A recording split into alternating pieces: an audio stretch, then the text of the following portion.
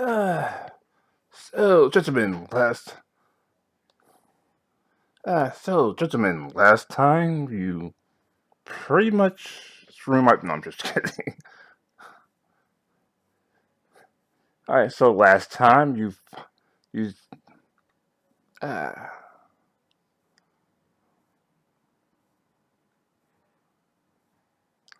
alright, so last time you captured one of the Grin sisters, you captured a very strange and interesting drow, and you know some plans about time travel that the Alliance is trying to get, is trying to do. Vikram's dad's going after that. Exactly. Which, and I also did realize that I made a slight mistake. The because we're dealing with vampires as one of the factions, the Pharasma's church would have declared war as well. They hate the undead. Yeah, they would have. Pretty much all the good gods' faiths have probably declared war, assuming they are not one of the gods that does not allow war. Meanwhile, several of the neutral gods. Alright. The world's gone to hell in a handbasket, hasn't it? Yep, and it's your job to fix it.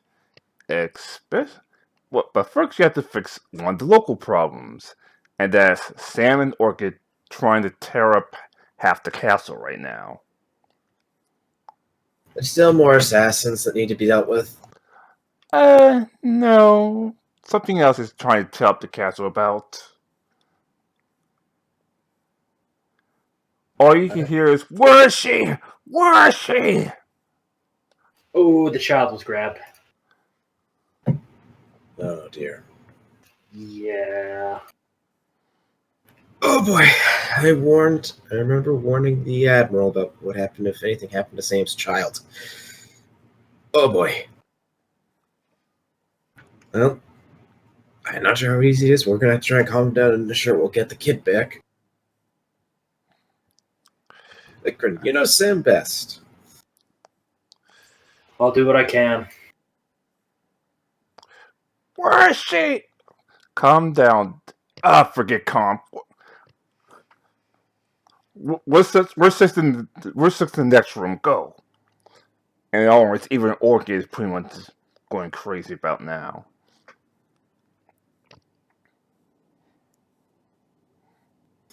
I'll assist Orchid with looking. Vikram will keep with Sam, trying to calm him down where he can and help search the place for clues. Pulling up my sheet right now.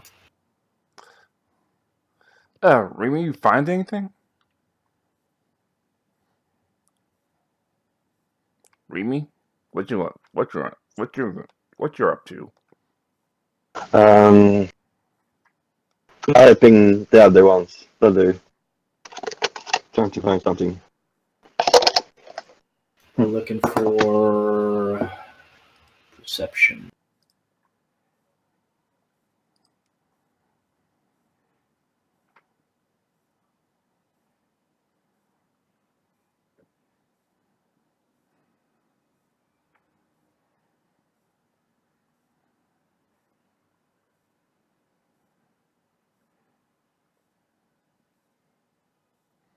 Alright, roll perception checks.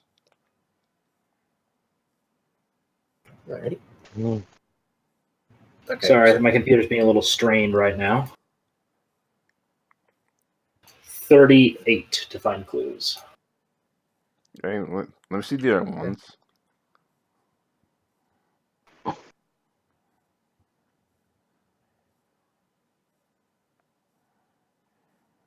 Yep, I'm looking with Orchid with clues. Alright. Vikram, we win the prize because while looking for clues, a note has been found. What's it written in? It's written in Drow, but well, here's a note.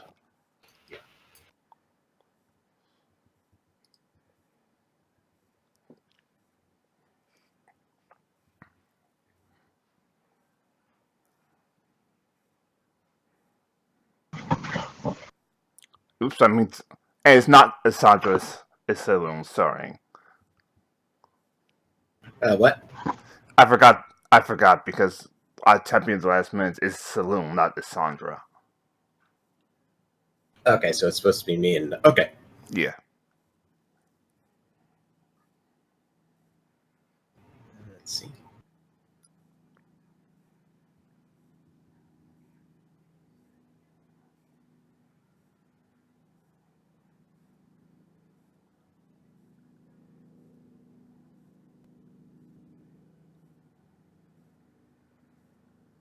So this was written to Vikran. Yep. Well, I'm going straight to the jail cell.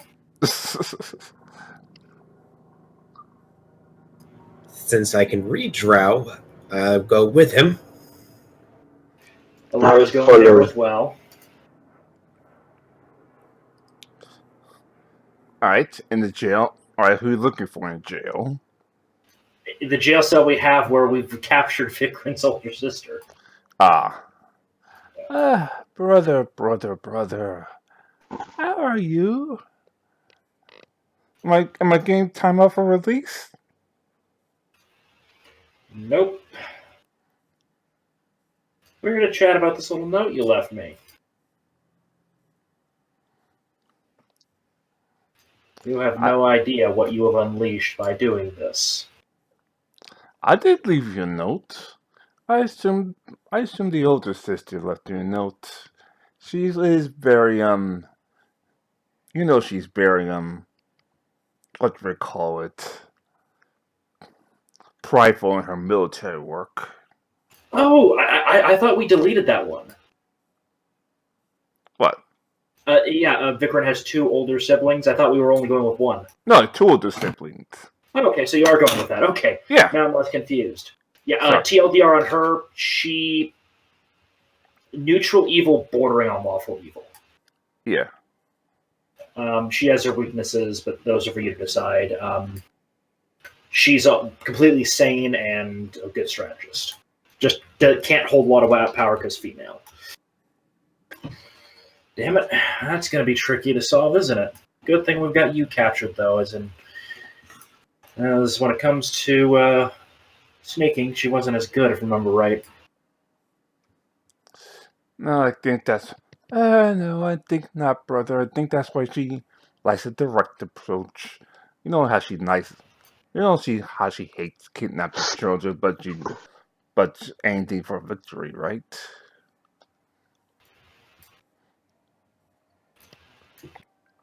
So, let me know when I get out of here. Oh, we're not going to let you out of here. We're going to keep you here. Oh? You know how sisters' threats are... You know the hard way that sisters' threats are pretty much... Sister doesn't make out of threats, right? Oh, I know. But we can't risk that you'd slip away during the process.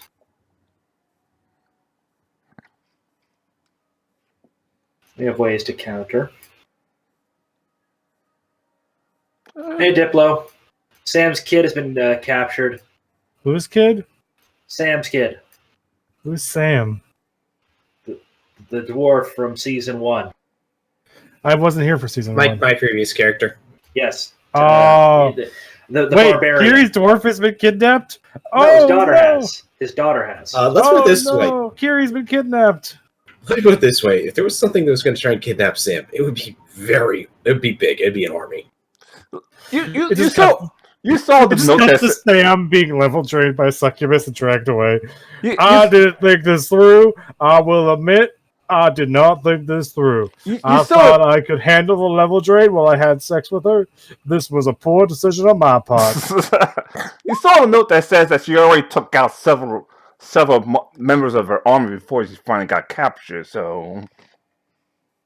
I will admit that, I took out several members of one army. I'm pretty sure it was an army. We look outside, there's like 3 dudes.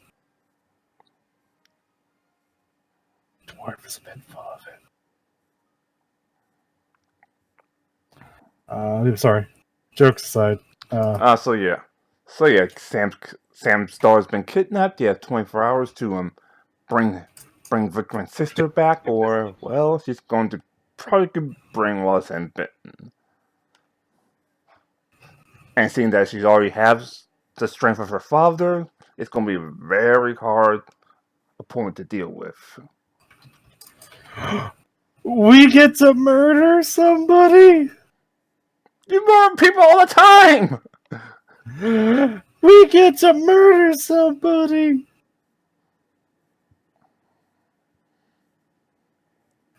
I don't understand And the they problem. also threatened Vikram's adoptive daughter.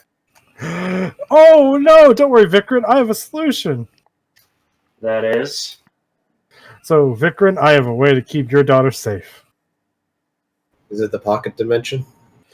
It's the statuary in the pocket dimension.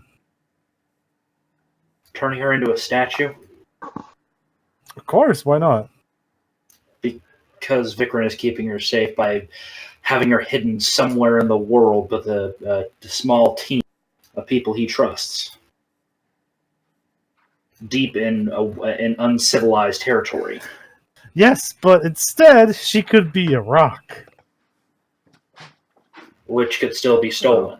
1 second here. Where's the Neo I just... Oh, here it is. Fine. Yeah. I mean, they wouldn't know it's her.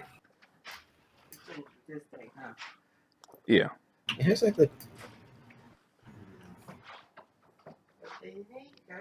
Yeah. Ooh. But yeah, it's fair. We can have our own solutions. So, Vikram, you know your sister best. Assuming we do let her out, is she honestly even going to honor the prisoner exchange, as it were? Well, this is going into Vikram's memory. If she's desperate enough to pull a tactic like this, she is honorable, but she does prefer walking a darker path. So kind of one of those... I was busy. What did I miss? So she kidnapped the dwarf? Okay, it's been revealed that Vikram has two older sisters. One is the crazy assassin we were able to snatch. The other is a military leader. Ooh, and one of them has... grabbed Sam's daughter and is now threatening Vikram's adoptive daughter. For a prisoner exchange with a sister. Yes. Ooh. I understand. I know the solution. You can't go with them, Sandra. he specifically said that Vikram and Saloon can only come for the prisoner exchange. You really had to stay home. What? No, what? I think that doesn't... I think she doesn't realize that doesn't change much. Zandra, I can easily smuggle you if I truly had to. I'm not sure you would care. I don't really want to be smuggled. Let's see.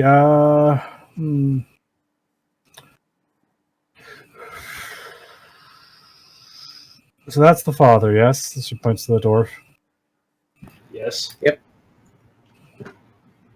Yeah, the drunken, angry barbarian that's probably frothing with rage and foam. Okay. You pretty much have a drunken angry barbarian and drunken and a crazy samurai elf walking around.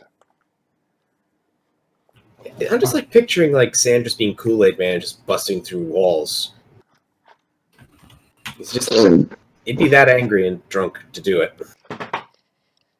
Right. So we got an angry dwarf. How can we put this to use? We could miniaturize it and insert it into battle.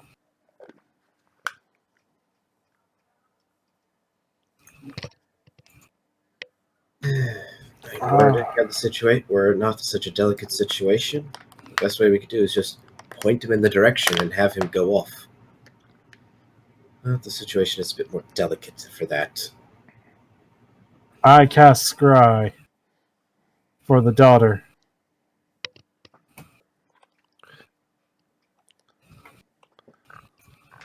All right. Are you?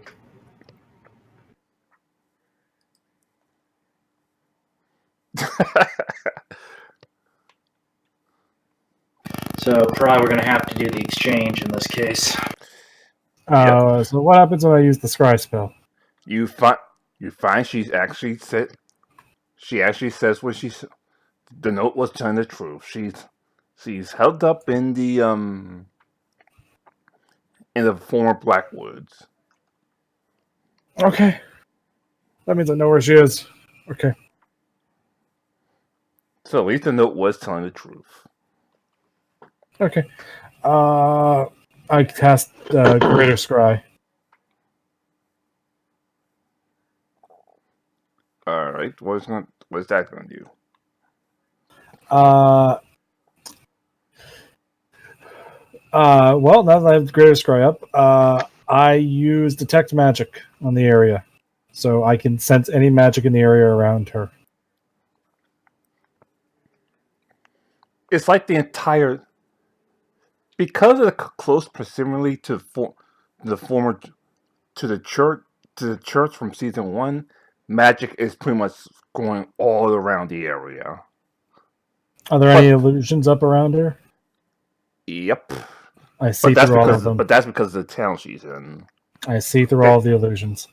It's pretty much twisting. They pretty much took the good magic and twisted it for the town. Pretty much twisted the good magic for the town, at least.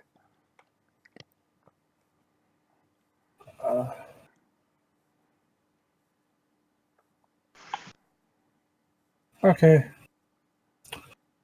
All right. Well, you know what this means, right?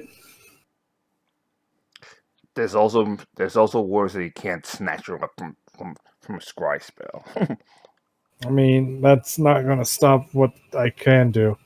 Which is... Ty, I have a 9th level spell slot. 9th level magic's pretty powerful.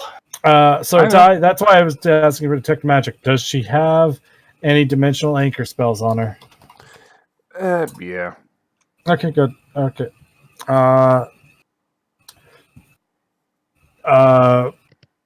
Quicken Scroll. Well, Quicken Rod, actually. Let's see. I know exactly where she is. Good.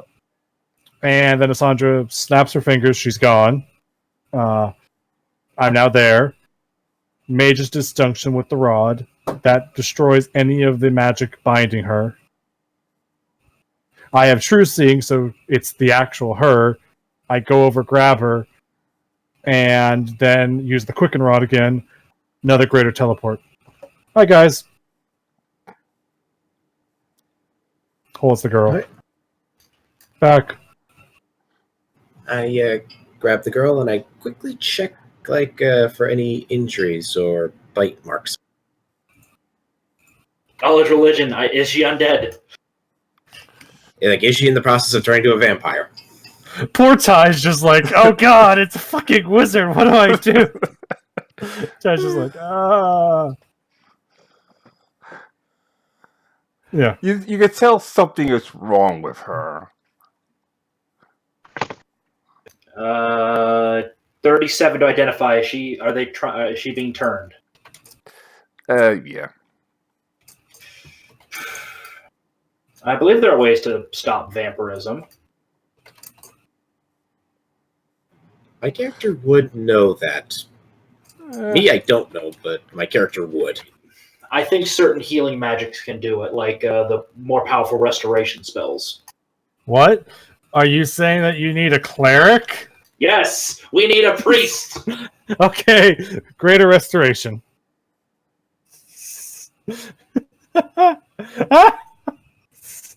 I am a god! I am a golden god! Bow before me! The one-stop magic shop. Is that what you are at this point? Yes. Greater Restoration, I can cast that, yeah. And that's from my cleric spell list, so I don't even have to tap more into my wizard one. And you know what? Just to be safe, let's also throw a miracle on there. There we go. Now all Ty's just like, I forgot. What did the note says? Keep Asandra and Ruby away from there, because the town is pretty much filled with all the bad guys. Filled with all the millions of bad guys you fought all along. So, how many people are physically at that town? Say again? How many bad guys are at that town? I'm presuming we got that from the Greater Scrying spell. Yep, all of them. Pretty much the former cult members, the former Rufu Army who didn't go back to the Emperor. The former Wolves Army members. Yeah. You know what? And few foreign pounded too. Let's just say even the Paladin Order couldn't rectify. Don't worry, guys. I have a solution to this problem. Does it involve meteors? What? No. Pish posh. Yeah, a meteor will also destroy the church, which means that's going to be a bad time for you. Not my religion. It's kind of a general good vibe going on there. Fine, I'll just do the normal stuff I do to destroy a city and level an army. Fine. Or we could, use my army. Fine. Vikran's going to start mobilizing those forces, though he's going to pull Asandra aside and go, hey, can you check on... And he describes a very obscure place on the world. Can you scry there and make sure everyone's okay over there?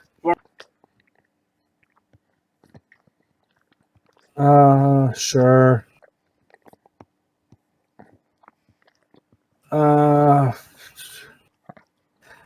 See, all I was going to do was just summon Tarask.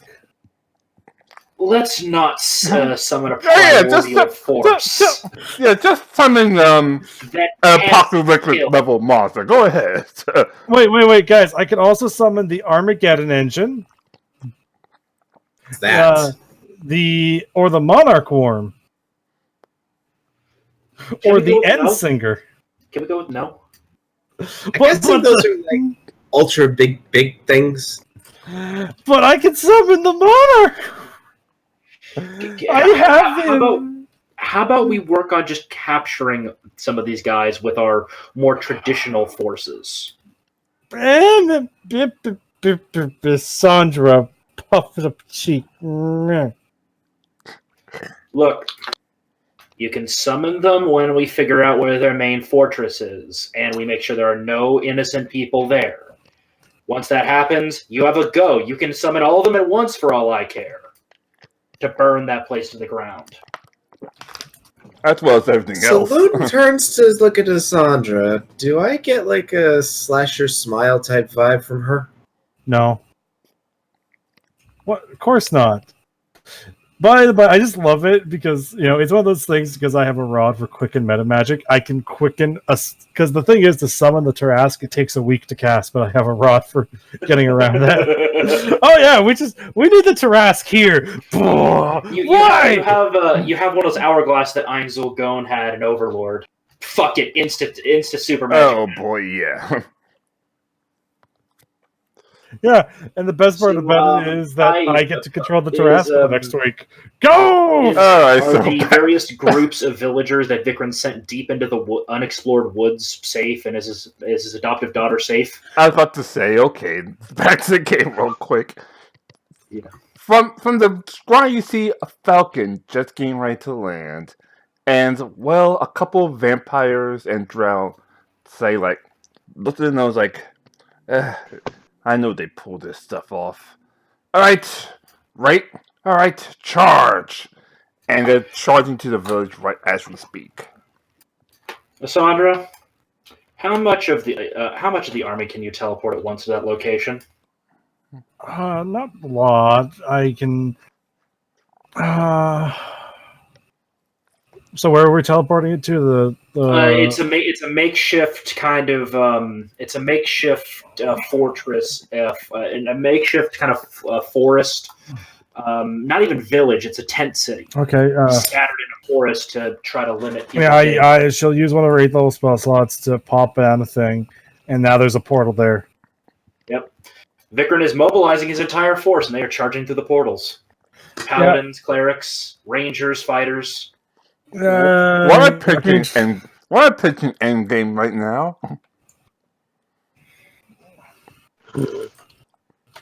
Hello? I said, what am I pitching Avengers Endgame right now? Pretty much. Yeah. Alright, so while all that's going on, Remy. Vikrin and Alara will be leading the charge. Ah. Yes. Remy. You look around out the window real quick, and you see something strange. Your parents walking around the courtyard. Remy's parents came back from the dead of her. They finally care. Okay. Remy, you weren't abandoned. Well, you were. It's just they decided to change their mind. Daughter, can you come here for a minute? We need to talk in private. Why? Insight check. You're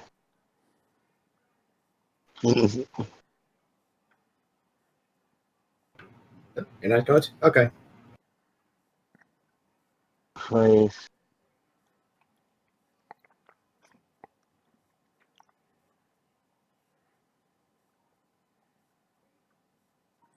Insight? He's somewhere. Sega? I need to find it first. You're not going to go down?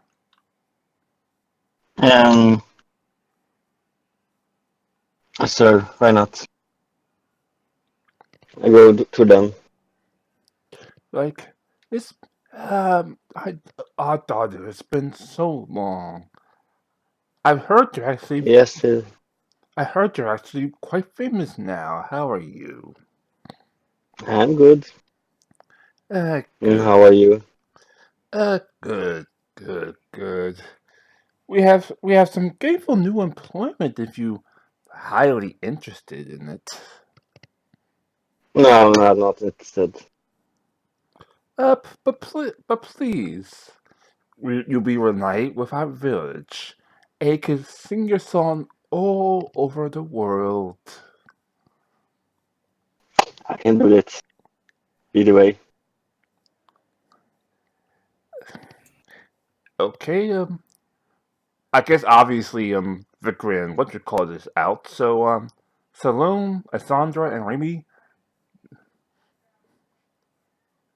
I forgot to check to look around. Make what? I just forgot to check to look around to be stupid. How long does the portal last, by the way? Alright, so... Alright, obviously... okay, so obviously you can see it, but... You look up and you see a dragon. Ooh. Not... and Remy, you recognize this dragon because this is one that almost killed you the last time. Oh, that dragon. Yeah, the blue one. What a dick. He lands in front of you, but you don't... It's like his eyes are gone, if you will.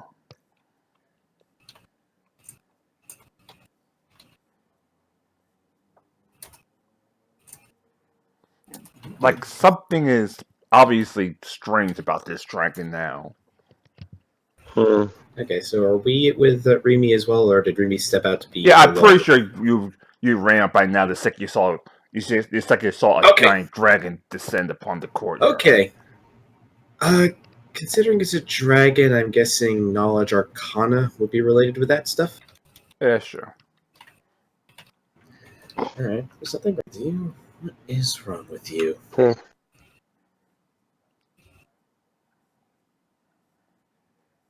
So there's a dragon, and there's something wrong with it. It appears to be something wrong with it. Okay. What do I think might be wrong with this dragon? It's undead now. I mean, that's pretty obvious. It's like it's half its face is falling off. Like No, as it has several black marks across his neck. Okay, that part was not described. Okay. It just said, like, something off with his eyes. Yeah. Okay. Wow, they turned a dragon? I will give them props. That is actually impressive. Remy's parents board the dragons like, "We'll be in touch, daughter. Don't worry. You'll come around soon enough." And he looks up and flies away. And then the holy Bofors cannons open fire. no. As he tried to open fire, he just I'm shoots up a joking, the breath Bofors cannon doesn't exist yet. It's a 20mm anti-aircraft gun. Sorry, 40mm. Okay, so as the archers tried to fire, you just hear breath from him, like clean them all out, and then just keep going. Hold it. The burgeoning god of this universe, Asandra, says no. They have a dragon, right? And it's an undead. Yes. Yes. Yes. Okay. I remember it almost killed you last time. I'm gonna kill it this time. Don't worry, it's fine. I pointed, it's dead. Well, it's already dead. It's already dead. I mean, it's re-dead. It's a vampire dragon. It's a vampire dragon. You realize that turning a dragon undead actually weakens it, right? So Ty, how many hit dice does the dragon have? Let me actually check on the dragon. Does it have over 68 hit dice? That's the real question. I'm pretty sure it does. I'm pretty sure it doesn't have over 68 hit dice. Not even gods have that many hit dice, Ty. I know, I'm just hoping. Except you got forgetting GM Rule 0. I mean, The GM is not it gets bound a by the fortitude rules. save, so Ty gets to make a fort save.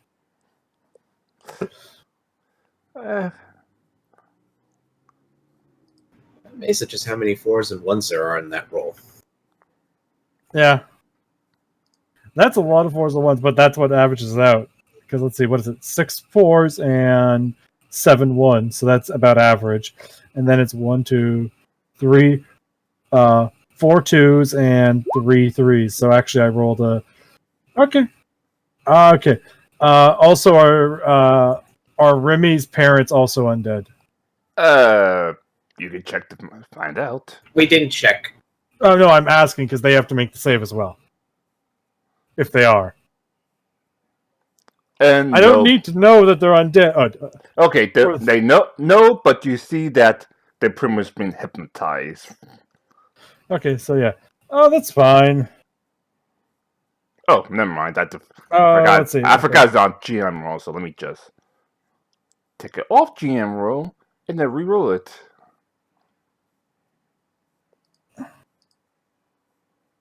Yeah. So what happens to undead dragon? Let's see. I need to check to see because Ty may have actually beat the DC. Wait, which one is the save? The 28 or the 33? Oh, 33 is the save. I don't know. Okay, it just barely makes it. Okay, so what would have happened? Oh, it instantly dies. Okay, so it survives. Yeah. But every other undead within 40 feet of where the dragon is has to also make that save. Otherwise, they die until I've killed 68 hit dice worth of undead. Which, of course, since Reeves fans weren't undead, they're fine. Yeah. Which is what I was asking, because they would die too. Yeah. Shh. Yeah. Well, there he Let's goes. see. Yeah, I don't think I have anything that lets me make them re-roll. I think, wait, let me see what spell synthesis does. I have too many options! Oh, wait, no. I have enough options! It made the save, Seal. The 28 wouldn't Dragon's have made flying it. away now. Yeah, I mean, if it hadn't rolled the... If it rolled the second save, it wouldn't have made it, and it would have died. Let's see, what does spell synthesis let me do? And Remy's fans when it tumbled to earth and died as well. I mean, I can raise them from the dead. Yeah, yeah. So yeah, he makes it because he takes a -2 penalty on any saves anyways from other things. But yeah, I can't make spell synthesis make it enough. I could use my last quicken to throw out another. Just troll Ty, just be like, okay, I just used my. No, because it somehow turns on jet boosters and just flies off into a direction. I'm gonna let it get away. Yeah. It may live. It may live, Ty. Your For fun now. may continue. For now. Think we have a second. The best way to describe that battle is it just kind of begins as an older elven man with a longsword is just standing there, staring towards the forest. Obviously sees the enemies. He's a level 20 fighter. And then suddenly this dragon is flying the fuck away. No. This is like half a world away. Oh. While at the same time the dragon's flying away. Then, the portal. Then, I would presume somebody walks forward and says, give up the girl, blah, blah, blah, blah. Elf just waits and goes, wait for it. Portal opens behind him and an army starts walking out. Yep. So right now you have an army of the town of Outlaw killing off or capturing all the remaining members of Fuck You Victory Party now. And the other army at the time where the girl is. Yep.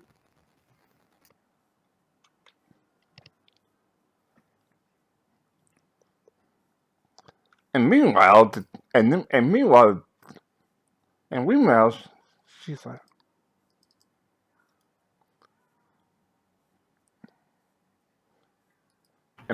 she's like, party poopers from inside the jail cell.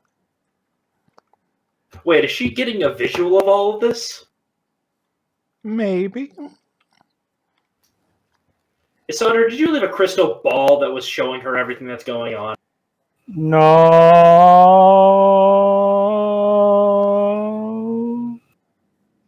Sandra.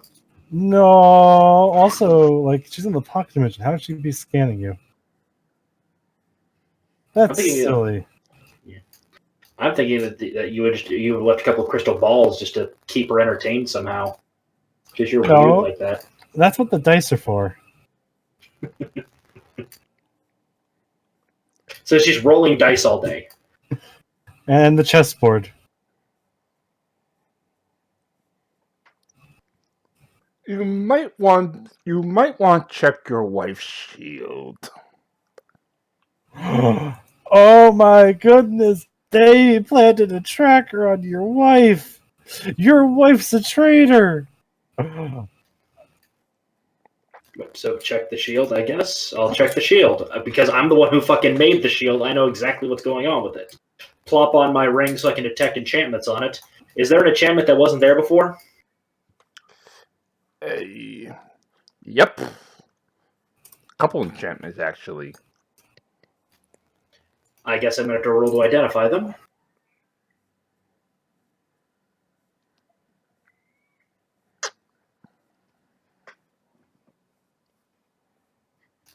What are they? Bastards. Alright, I've used the hearing enchantment and a seeing enchantment. The seeing enchantment it goes not only to both her sisters and both the alliance members. obviously the hearing enchantment goes to only the older sister. Because obviously the hearing enchantment, obviously you can't hear because of the pocket dimension. When did she get this? In other words, they know everything before even you do. But it Being wouldn't work captured- because mind blank. Being captured was part of the plan the entire time. But it wouldn't work, Ty, because mind blank. When you get within like 50 feet of a Sandra, all divination fizzles out. Wait, it's got that long of a range? That long of a range? Yeah, Sandra is a monster. Let me rephrase this. I think you haven't gotten it yet, Ty. I am a golden god. Yeah, it's 25 feet plus 5 feet per every level. So yeah, there you go. So wait, it kills the enchantment or kills the remember of the enchantment? It kills any divination spell. So the enchantment itself would still work when they leave the bubble. Got it. But So when they go within they only got bits and pieces, and Vikram just figured it out. Yeah. So basically, whenever they get within 65 feet of Sandra, it just goes ploop. Oh, they're near Sandra now. We don't know where they are. That's worse. That's worse. That's worse. So when they leave Sandra, then the spell activates. When you get close to Sandra, it dies. So you got bits and pieces, but not. Well, I know everything. I'm gonna work on disenchanting that right the fuck now. 41. You break those enchantments. You disenchant the first one. Yep. Yay! We're doing good things. Don't fuck with my shield.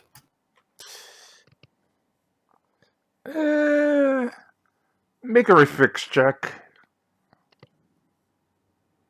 The shield's gonna punch you.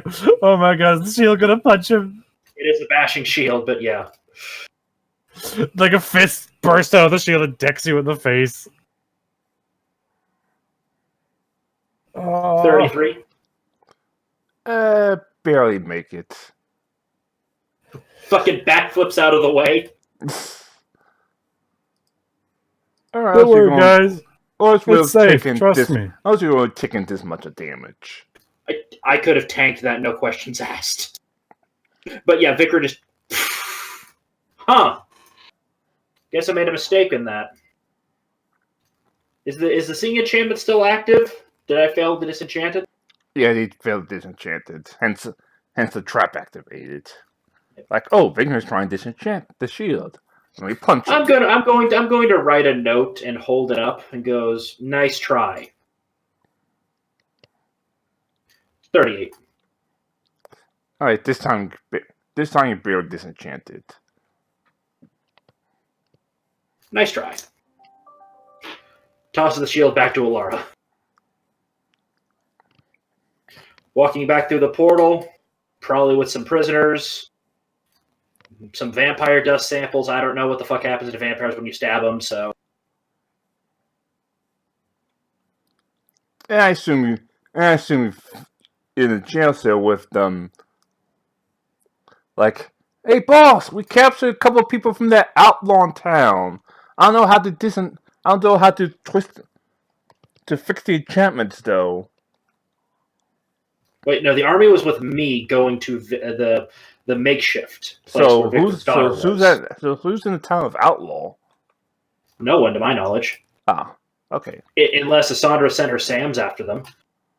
I haven't done anything of that nature yet. Yeah. So, Vicar's coming back with his army. Vicar has instructed his hometown, move fast. Oh no, they're already gone. When you saw the clash of short, they already left. No. So his people are missing now, or? No, I think they left. Like, okay, this is unsafe. Move. Yep. Well, because Vikram's paranoia just spiked, he is going to be bringing his daughter back with him. Because, god damn it, I can't keep my eyes off people for a minute. Him and Sam's daughter pretty much meet and like her and Sam Star pretty much meet like, hi. The difference in the difference in age can be quite significant, actually. I thought dwarves took years to grow up. Yeah, Wouldn't this child still be basically a toddler? Well, Yeah. that depends. like a year or so old. Yeah. I mean, they could have used magic to influence it.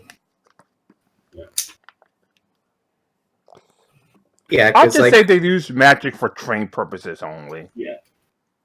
So basically, roughly equivalent, Vikran's daughter is like the equivalent of like a 10 to 12-year-old. Yeah. Roughly. Yeah. She's wearing basically training armor, has a training sword on her hip, and a training shield on her back. She is still learning. Yeah. Like when Sam Star actually is training, she's always a Bo-Katan on her back. Yeah. Because obviously you don't give a toddler a real sword. No. So Vikran's adoptive daughter is being settled in settled in a tent with and she's now unofficially the mascot of this little army. For lack of a better position for her, she is the mascot. We have a mascot now? Well, Vikran's army does. Oh my goodness. Yay! We have multiple mascots because we also have the Draggy mascot from last season. Yes. Yep. That is scary. Anyway. Well, actually, Lyra, the adoptive daughter, she has one of those dolls in her bag. Yay! I'm going to make it be alive. Let me guess, simplistic animated golem. Plays with her, keeps an eye on her, things of that nature. I was going to make it an animated object, but yeah, that works too. Got it. Bring it to life! Make it a lawful good toy so it teaches her good life lessons. Alara would have no problems with this, actually, at all. Paladin loves lawful good. Meanwhile, Sam Star just looks up like, I want beer! Good beer! Yeah. Give that dwarven child a beer. Of course. Yeah, train the child to do that. It's a dwarf. I think they started drinking the second they popped out the room. Yep. And second, and the fact that she hasn't had beer in 24 hours, that means she's quite thirsty. I don't know. Anyway, Lauren's like, thank you. I'm sorry for everything that happened so far.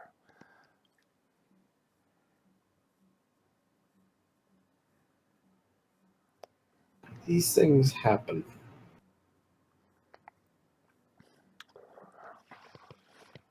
Although I am curious, considering how protective Sam and Orchid are of their daughter, how exactly were they able to acquire the...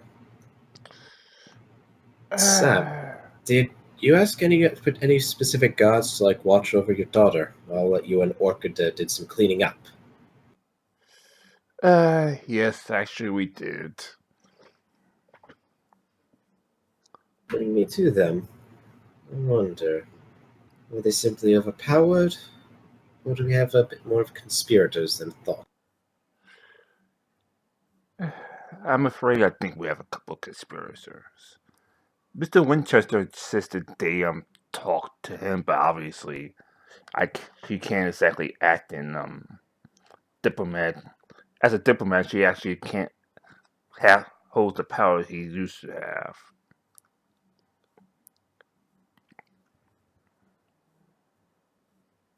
Oh, Mr. Winchester. And Saloon just holds out his revolver, handle first to him. I'm sure what they see with this, they'll be a bit more open to discussion. Yeah, you got to come with me, lady, of course, because I'm a diplomat now. The second the general see, the second the general, the admiral sees me with my revolver, the second I get arrested. Alrighty, I will accompany you. All right, down to the Vikran? jail. Down to the jail. A couple of guards looking at like, can we go now? We had nothing else to. Listen, we got overpowered. I don't know what to say. Assassins and whatnot. I imagine that might have happened, but it never hurts. After all, just a simple confession is all that we need. I have nothing to confess. Let me just give you a quick reading of the spell, because I did just cast a spell on him. All right. Confess. You ask the target creature a single question.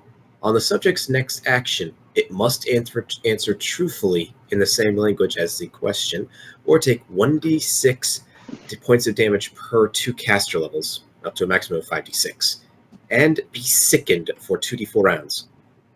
Now, a successful will save will negate the sickening effect and half the damage.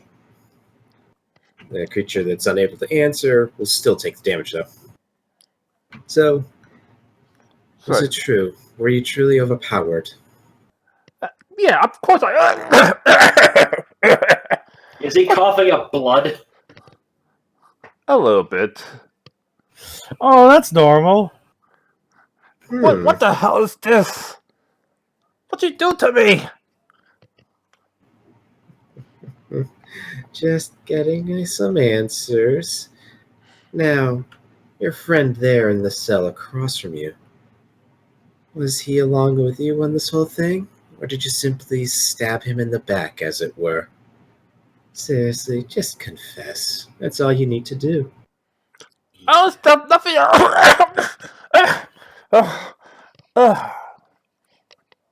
I said they want back. Yeah, the spell that only spells lasts for one question, so I did 2 casting. So okay. Yeah. So basically, was he saying that he basically betrayed his comrade? Yeah. There. Okay, so the other guy in the cell, he's basically was just stabbed in the back by that guy. Yeah. What a dick. All right, I'll turn to the other guy and cast a simple cone of truth.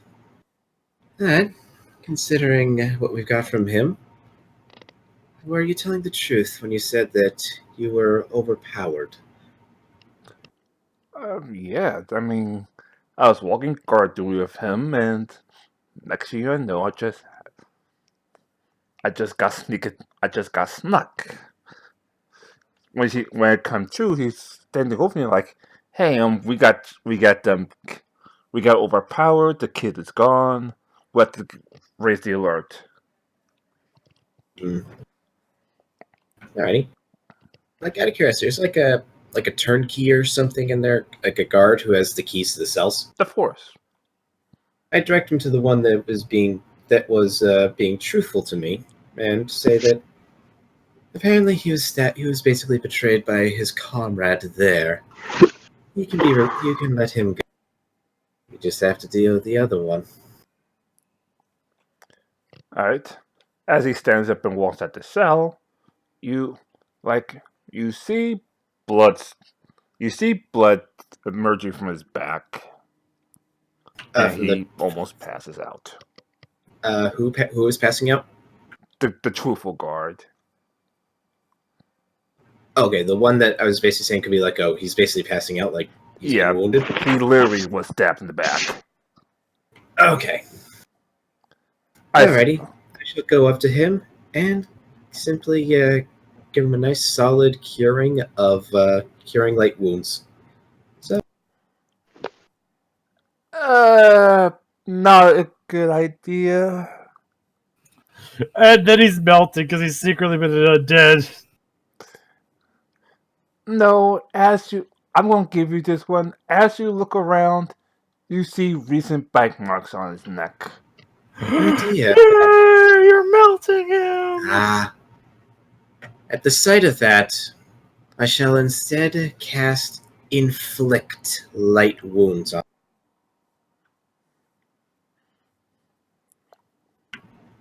So, yeah, so basically, he's healed 6 points. What the hell was that? Well, I'm afraid I have some bad news. You have been turned. What? We don't think vampires on the staff. I take a look towards the one that I was originally interrogating. And just for simplicity's sake, I'm just going to cast a simple Cure Light Wound spell on him. So, if he's undead, he'll take 9 damage, but if he's not, he's healed. Motherfucker, watch it, will ya? This is so dumb. I love it. This Hodge is just having too much fun to care. It appears that your squad mate apparently bit you while you were unconscious. Yeah, I think that's what I'm thinking too. Yes. So we send a paladin to neutralize him. I'm curious a few other things. Let me just ask him a few more questions, then I will get a call for a paladin and explain the situation. Now, for this, I am going to cast Inflict. Before you serious wound. Before you ask, Mr. Winchester hands his gun back to you like, I'm pretty sure you can handle this from this point on. I'm going to take this man upstairs so the clerics can look at him. Yes. Explain, and before he's taken away, I'll explain it to him. While you have been turned, you will unfortunately require blood. I would recommend that you be working in the within the medical area.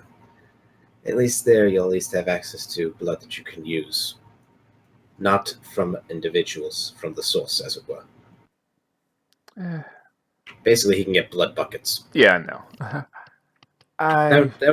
I should think I'm being taken to a medical room. Anyway, I obviously should share it. My days in the guard's over. Also, before you go, I'm just going to write a little note for him. Basically, in the note, I will explain this man was forcibly turned. He is not willing in this. He does still wish to serve his country to the greatest abilities that he can. It's just that he is going to more likely be bound to the medical area, if only just to ensure that no innocent blood is spilt. I give him that note. And also keep him the hell away from followers of Pharasma. Also, yes, P.S. Keep him away from followers of Pharasma. Yeah, that meeting would not do well. Yeah, probably not a good idea. But the reason we called the order explain not to send an order for Pharasma to the castle. But thankfully, at least we caught this very early on, so if it has been allowed to expand further, it would have been much worse for you. Now I turn my head back to the one I was torturing. I am going to go right up onto his cell, grab him by the neck, and I'm going to cast Inflict Serious Wounds on him. Damn. He's being healed by this. So, thank you. I mean, you still have more information that I need to know. After all, I need to know how many others there are. So I somehow doubt you're the only vampire. So... Yes, and this information will keep secret for now.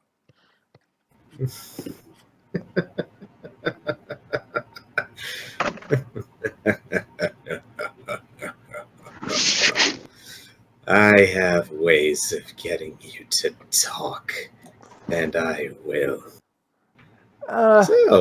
But compared to Lord Walter, you're nothing. You're nothing. Was it saloon? Please. Oh, don't worry, don't worry. After all I gotta do is make you confess, and I can make you do whatever I want. After all, how many other vampires are there here?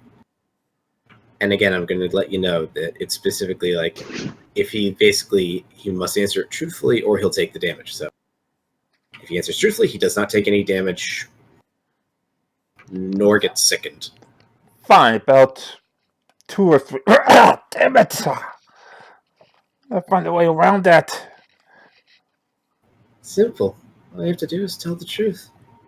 After all, the truth shall set you free, as it were. Lord Walter already set me free. I'm going to be part of the greatest army in the world, under the control of your father and Lord Walter. And maybe that drow chick, if he convince her to turn on his side. Something tells me that him turning those onto his side, the drow onto his side, will be difficult. But then again, this is... Cuts to her riding the dragon chimera. Yay! Riding the dragon chimera? Yes, she now lives in the pocket dimension and hangs out nearby the pen. Not the drow. I meant Victorine's older sister. Oh, that one. We can just put her in a place. Like no one trusts Mister unless they can know specifically how to either transform or buy her. Because at least now she's restrained. In fact, he says, "In that crazy trial you captured, yeah, it's going to be tricky, but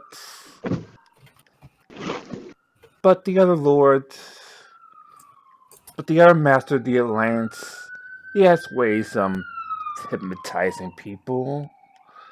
He can restrain her and use as a force of good, if you will."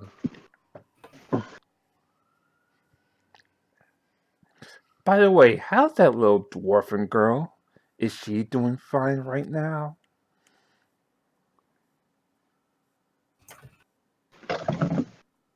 Who is she speaking to?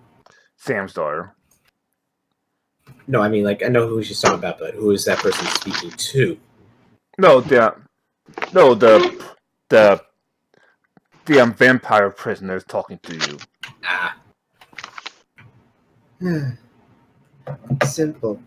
We managed to reverse the effects that which you have tried to do. So she'll be a nice, healthy, unfortunately drunken child in the foreseeable future. Yay, booze! I'm just trying to picture Sam's daughter when he gets older. A drunken samurai that could cut the head of half an army. Yep. In just one swipe. But anyway, back. Yes. Anyway, don't worry.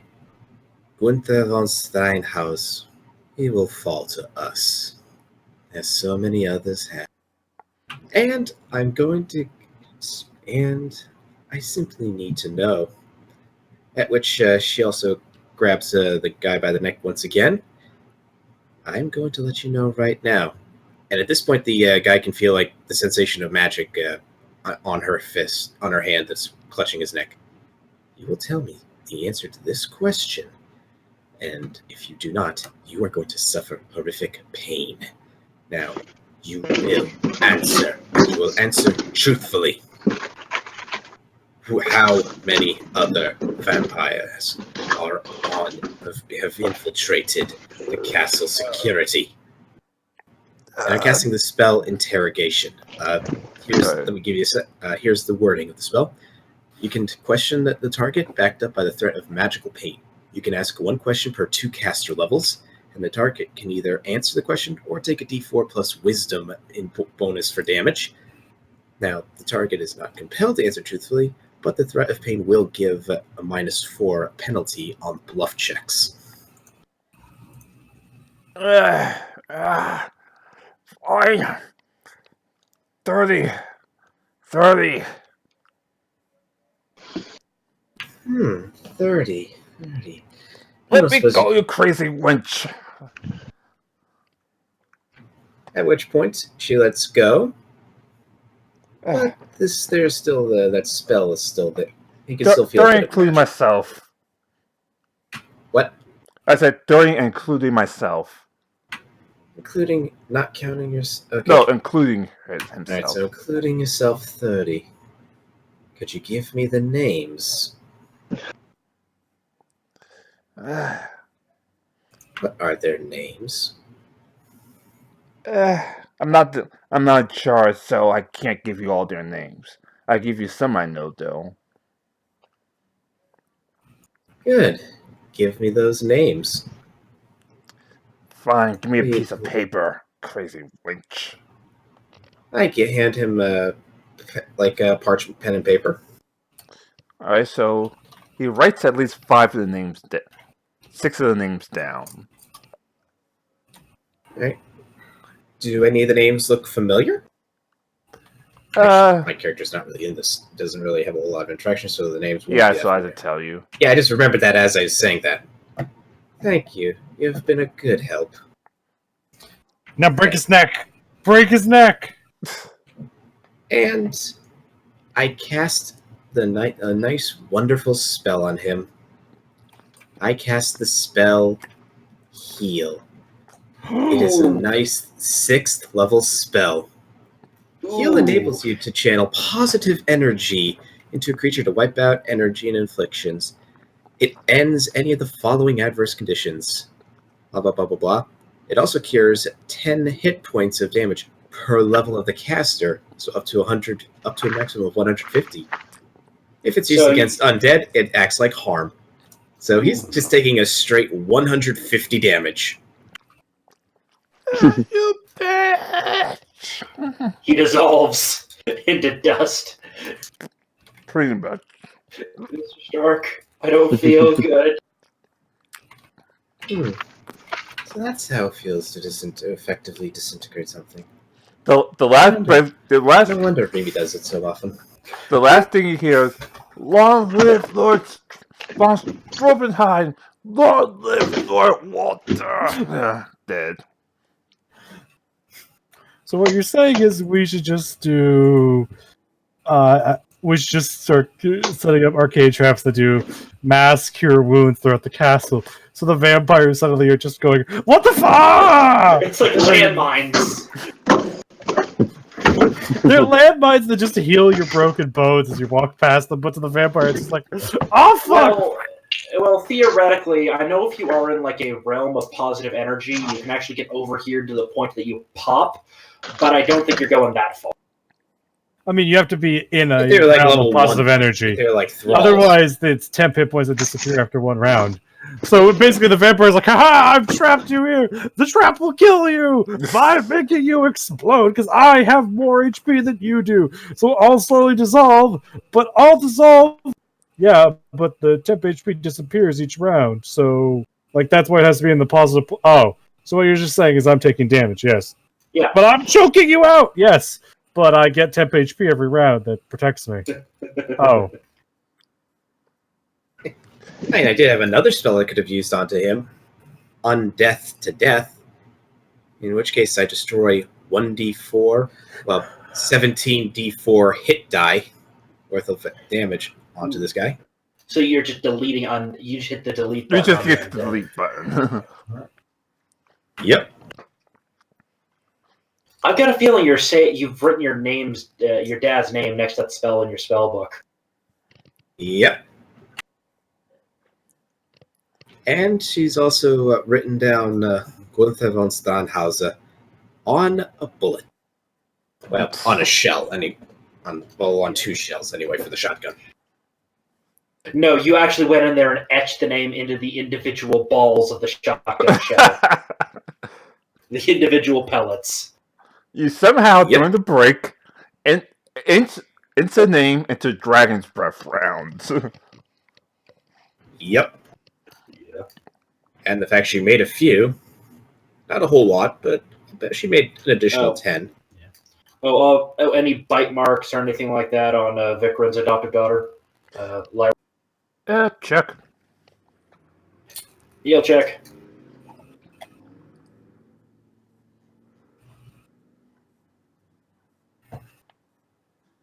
Say again?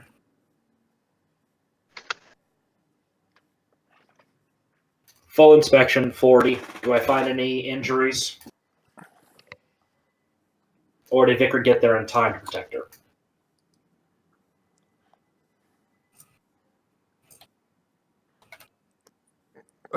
No, she's fine. Okay. She is a little hypnotized, but you cleared it up already. We got enough holy magic around us that that would have been dissolved pretty damn quick. Yeah. We've got clerics, we've got paladins, we got inquisitors, we got plenty. Speaking of paladins, a couple of them just walked into the paladin. Yeah. Stormed to the paladin like, I heard you have trouble with a vampire problem. Yep. We also have Isandra in case we need to bring down the power of a nascent god upon the problem. What? Wait. I like to think of it as not bringing the power down. It's gifting the power to others. Yeah. Ah, the crazy one. Oh, don't worry. I am not crazy. That is She's eccentric. Yeah. That's a misnomer. She's eccentric. Don't worry. On the name of Lord Tuesday, we will extricate the paladins right away. Yeah. Also, I'm gonna try and look for maybe one of the guards to point me to like their captain. Let me see if we can find the captain. Like as he turns his head, probably to look, just quickly looking at the neck. No, I mean, there's an easier way to do this. What? Like, not Channel trying- positive energy, makes it so it harms undead. Yay! Quick look at the neck as he's like looking maybe for like to try and find the good captain. Do I see any marking on his neck? Well, obviously, you see at least a bunch of markings on the neck. Ah, so I found another vampire. Yeah. You know Like, what? what do you want? Can't you see Can't you see I'm busy? 2 things. First, could you point me in the direction of your captain? Captain, I don't know. I think she's that way. He's that way. I don't know. I don't pay attention. Oh, I thank see. you. Well, thank you for your help. And she puts her hand on his shoulder. Whatever. And he takes 43 hit die worth of damage. Ow! What the hell, lady? I helped you. Are you trying to burn me? No, that's not like damage. That's hit die he takes. So he's taking 43 hit die worth of damage. Oh, so it's like So if he goes below 0 or lower and hit die, he's dead. disappears. Like Yay! and he just disappears, and then obviously and she just snapped out of existence. All right. Well, I'm going to go on a nice enthusiastic walk in the direction he pointed. No, stop. No enthusiastic walk.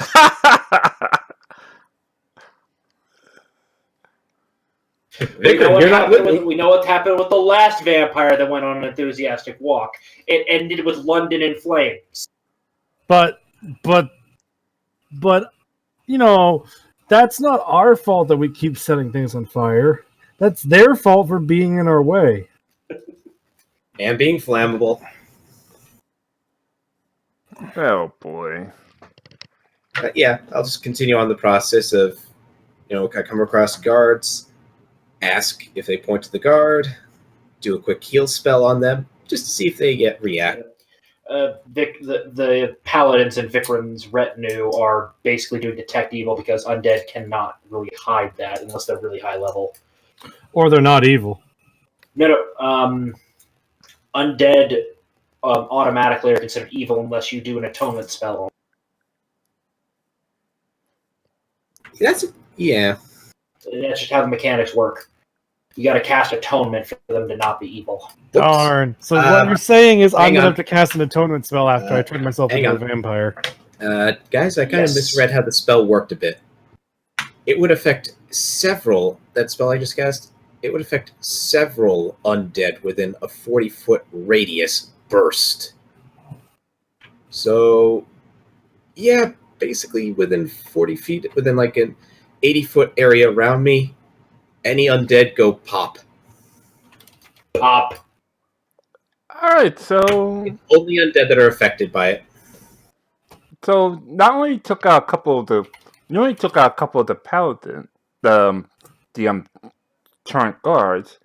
But, Victorin, as you look at the paladins, they don't seem to be alright. Wait, my paladins have been affected? No, the paladins that the orcs sent. They don't look alright. Several of Vikram's paladins do detect evil on them. Oh no, they're not only fallen, but they're evil. What was it? God, there was a good movie. Did you get... Okay. Star Trek DS9. You know that scene where the fake General Martok was revealed to be a changeling? Yeah. Yeah. Imagine that, but with a bunch of clerics and paladins drawing swords. Like, oh, what's the problem, brothers? We shall not let you follow the path of darkness anymore, brothers. We shall free you from this suffering. Wait.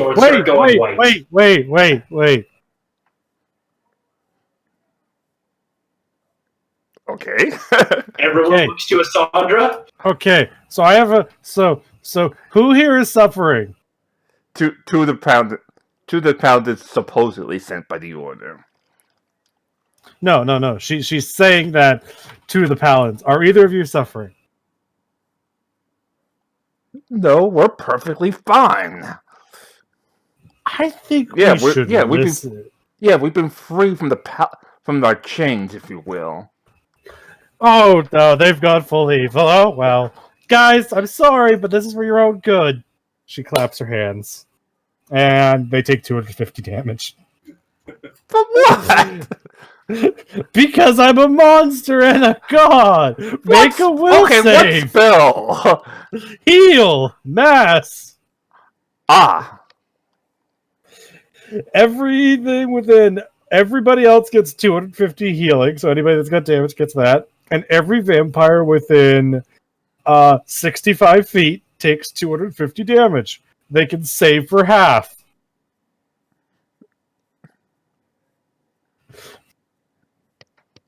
It's a cleric wizard. What do you expect is going to happen? The DC is 30. I'm not even going to bother one because they're just stock paladins at this point. So they're not going to be everyone just like, I was hoping at least one of them was still good, you know? Actually, all of the clerics and paladins that have drawn their swords and look to Asandra go, and one of them says, "We were going to handle this." Actually, I'm gonna go grudge your list because one of them falls, the other one chucks his sword at you and is still barely alive. Yeah, look, we got one. I'm gonna name him Theodore. And he gets his head cut off by one of the paladins. No, you can't kill Theodore. He's my newest friend. He threw a sword at you, and he survived your spell. These paladins are like, The sword's like don't worry, we shall send you back to Iomade for revenge. The sword's actually like inside of Sandra's side, and she's ignoring it. One of the clerics goes, "Are you okay? Do you want me to deal with that?" I'm fine. Pulls it out. It heals. Slowly steps away. What? I am a ghost. Are you trying to replace the god of knowledge by the end of this game No, I'm going to eat the god of knowledge. and become him? Yeah, that's how that works. Yeah, it's almost like I have a ring that lets me regenerate 1 HP every round. Nice. As all the chaos is going on, a couple of the guards decide to leave. Like, we're going on patrol. Goodbye. They get scanned by paladins on the way out. Yeah, which also means that Sandra can just regrow a limb in 2d10 rounds. Seriously, that's how regeneration works? Yeah, The regeneration spell, yeah. Yeah, they're all vampires. But why? Why would you become a vampire?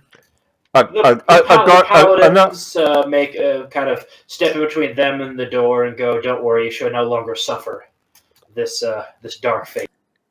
Another guard stops is like, "We're actually just fine, thank you. Now, if you will, let my men go on patrol, or should I have the captain of the guards arrest you?" I shall have the guards arrest thee! No, the captain of the guards. The captain of the guards! Who is also the captain of the guard. I'm fine. Yeah, she's fine. The captain of the guards is in fact fine. Well then. I don't know about him though. So what you're saying Laura is we can. Laura gets close to the guys and casts daylight. We're Cast daylight. It doesn't matter. We got what we came for. What did you come for? We accomplished our mission. What's your mission? I'm sorry, but we're too busy dying to tell you. Turns off daylight. Why are you dying? This seems like a poor decision on your part. Well, not my problem. And Laura turns off daylight before they die. She used it basically to confirm that they were vampires. What the? We'll live? Run! I try to run. The paladins have already set up with it as a shield wall. Run! Fight as much as you need to. Just get out of here. Just constant shield bashing them away from the door. Not even giving them a chance to fight.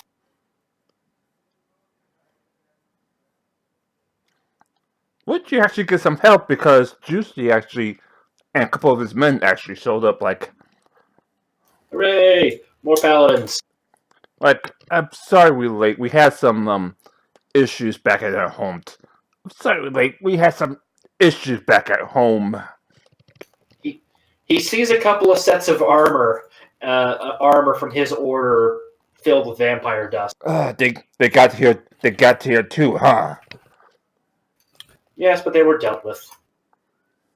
Yeah, we've been with them all day. About 200 of them. And we got these guards that are also bit too. Ah. And they're trying to get through a shield wall of Iomade and paladins. It's not going well for them. Should I smite them, or you actually need them to live? They apparently did something, so we need them to live, unfortunately, for now. Paladins, get to work. And with fine precision, they cut down the paladins, but not they cut down the vampires, but obviously not kill them. Yep. Just barely keep them alive. Yep. Tying them up. Taking a file to their teeth. That's just mean. Can't bite. They can't drink blood if they can't bite. That's just rude. It's better than what I had to do. And it shows his blood with teeth marks all. He shows his shirt with teeth marks all over it. It's just rude. At least they get to keep their mouths. I mean, they can regenerate those. Not with holy magic, you can't. Turns out the files are made out of what is it? Angelic mithril. Why? Nah, not that crazy, but more likely they're just basically tied up. A decent chunk of wood's put in their mouth so that they can't exactly bite down or bite somebody. Standard gag system.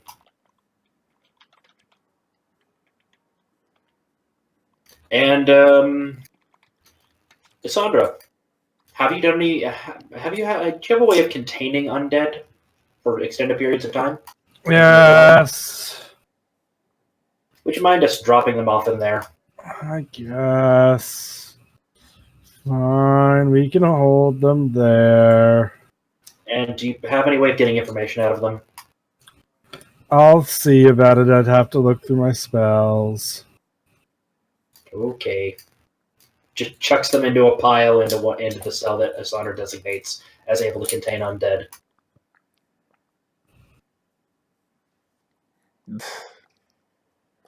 As you tuck in the child, you see Mister just skipping off with a couple of Sams and a Griffin. Well, that's good for her that she's having some fun. At least she's somewhere safe and relaxing a little bit for once in her life.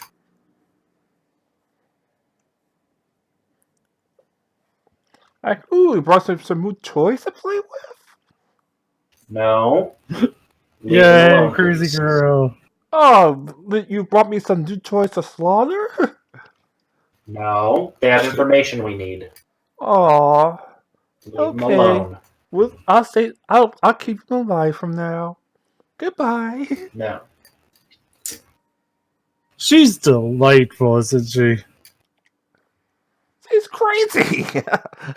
Vicar just writes down additional notes in his journal going about this poor girl going, okay, I'm revising this from 6 months of intensive therapy to several years of intensive therapy.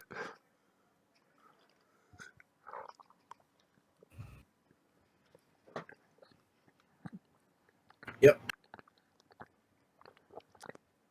Oh, So Ty, yes.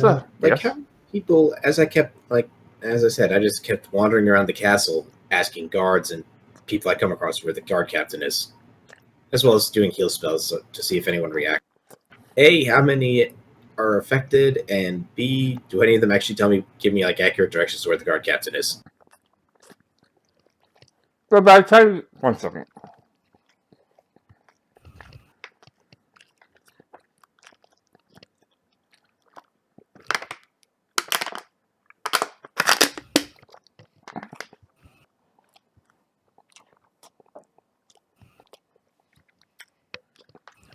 Alright, I should say guard lieutenant because obviously the captain is the captain and he's obviously not turned. But the lieutenant is actually just walking like, oh, the lieutenant? Oh, there he is right there. He says he's going for a long walk. Wait, who's going for a long walk? The lieutenant. Hmm. I should have said lieutenant the whole time after I think about it. Okay, so the guard captain is the lieutenant, correct? No, it's just the lieutenant, yeah. Okay, there we go. The captain's the captain and she's obviously not turned. Alrighty. The captain of the guards, I meant to say. Okay. So I approach the captain of the guards. I hand her the note with the names on it and let her know. So, We just got finished dealing with some vampires. Now it's saying there's some more. Well, there's potentially up to 30. I've dealt with a few on my way yet to you. This is the names that I was given. Yeah, and 22 of my lieutenants.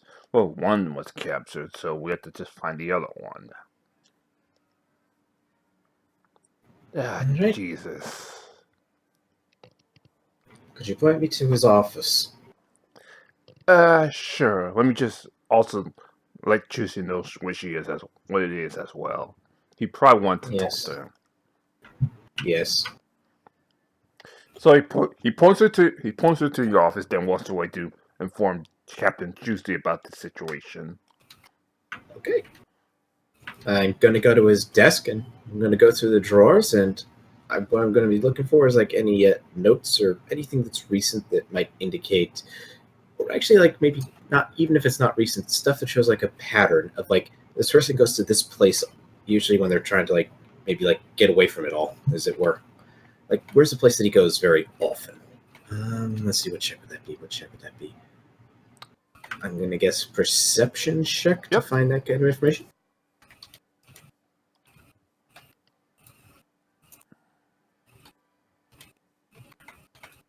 Fair enough.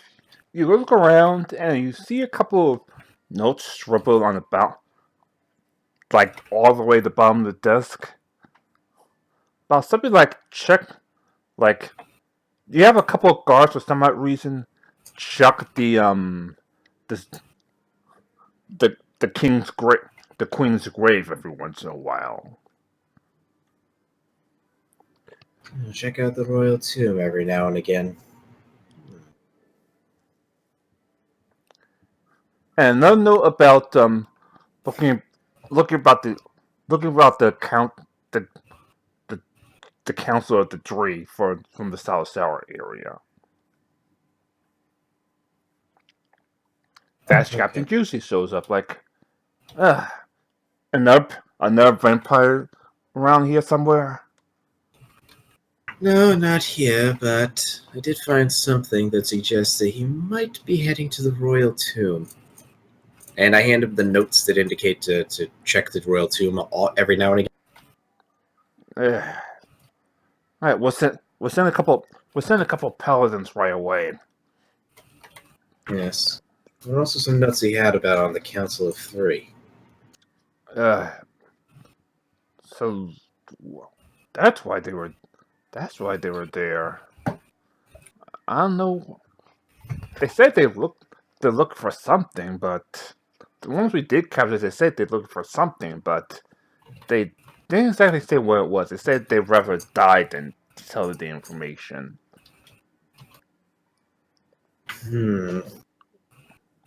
Which, since we don't have an inquisitor, we were more than happy to grant them their wish.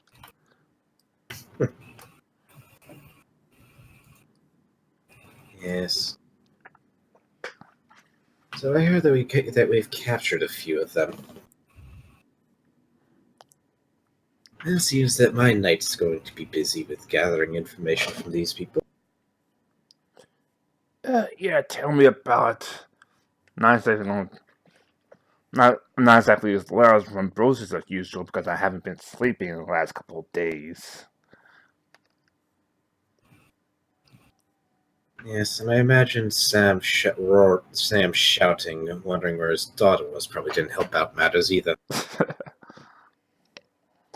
No, that's why I visited here in the first place, but, well, you know what I mean. But I have miles to go before I sleep. But for now, I have some fallen Order members to interrogate. Would you need some assistance? No, maybe. He pretty much falls asleep on you. All right. I will, I guess, I'll have his arm over my shoulder as I help walk him to wherever it is he's staying. He's currently staying in.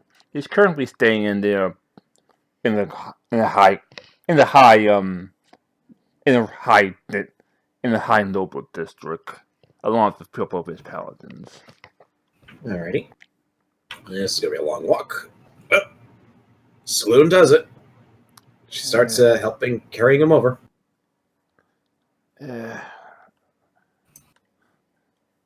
I should go back home.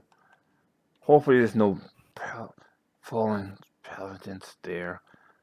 Hopefully, If it is all the same, hopefully my Lucy. sister's okay. If it is all the same to you, Paladin, I would prefer to accompany you to your room. If only just in case there might be some trying to lay an ambush for you. Yeah, good idea. Maybe. As he walks into his room, you see a guard. You can see a couple of guards like, "Welcome back, Lord Tuesday." Yes. I'm about to sleep. Make sure no one disturbs me. Right away, Lord Tuesday. We can handle it from here, lady. Alrighty. Just one quick thing. What's that? Let's see. Shit, what was the spell called? I'm gonna just kind of cast the spell Detect Undead.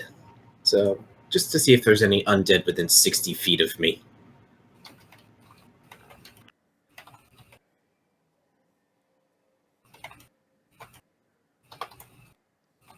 Alrighty, so do I detect any undead? Yep. Yeah. Where do I detect them? About around, slowly surrounding the house, and the two standing in front of you. Like I said, we got this, lady. Just go Yes, go you back do. to the castle. Alrighty. To which I just put my hand on their shoulder. They actually back off this time. Oh, they try. Not sure why it did a double roll. No, it didn't do the double roll. Okay. Well, and they don't get hit with that, unfortunately, since it's a touch. I see. They pull out their swords like, "We warned you, lady."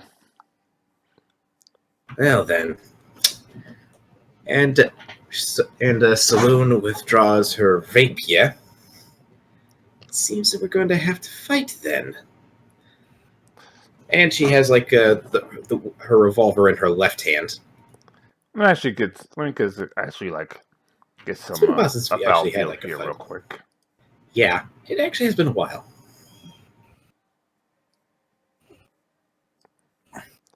Gold grasslands. 1 second. Let me just clear out the area.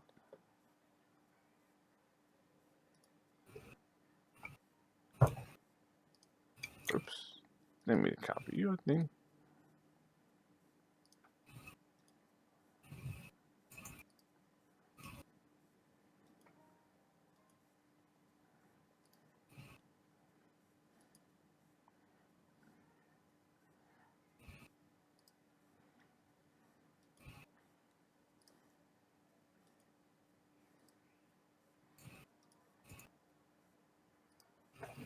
Paranoia has kicked in, and it is the right time.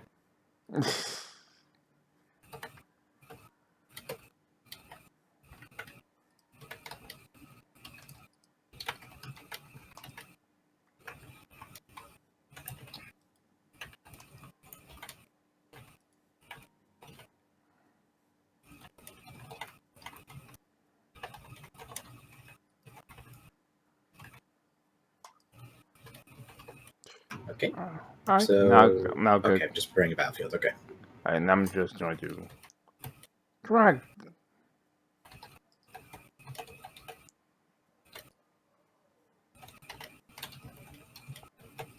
Damn it! Move.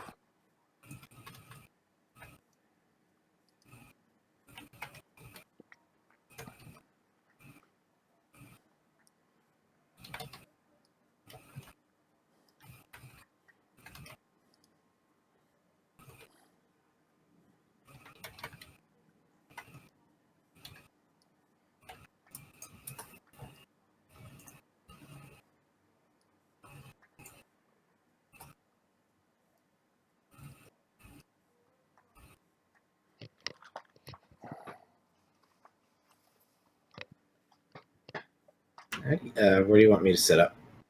About here, but it's about here.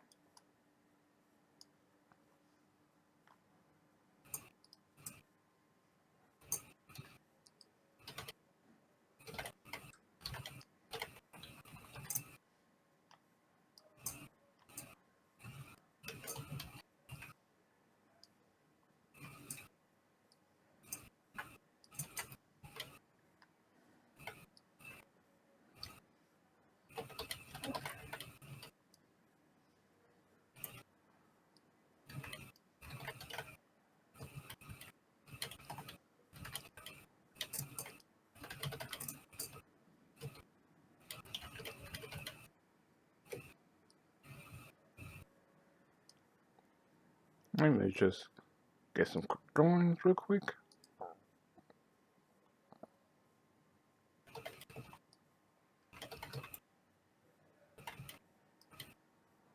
Oops, sorry about that.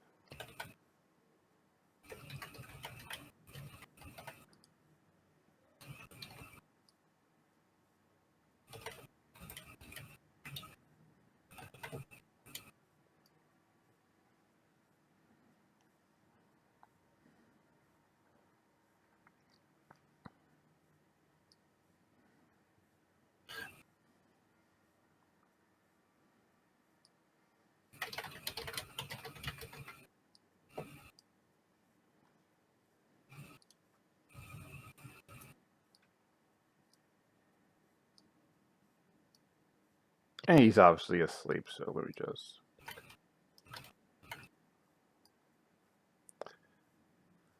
All right. Roll for initiative. Yep. Let me just clear the. Clear the list.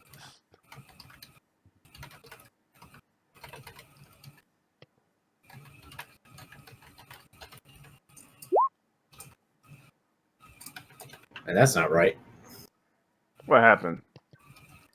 There was like this initiative button up there, but it didn't give me the right thing. By a very huge margin, not the right game.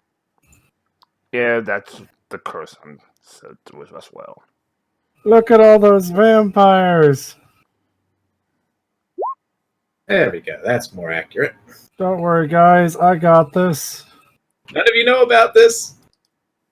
Don't worry. Once I know, I'll do this. 71 hit dice of vampires. I'm not there. All right.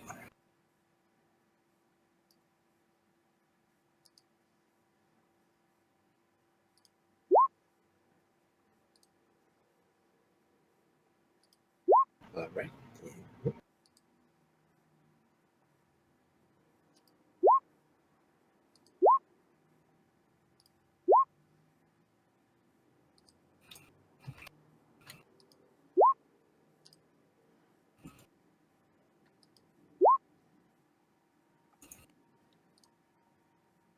I'll be back in a few. Okay.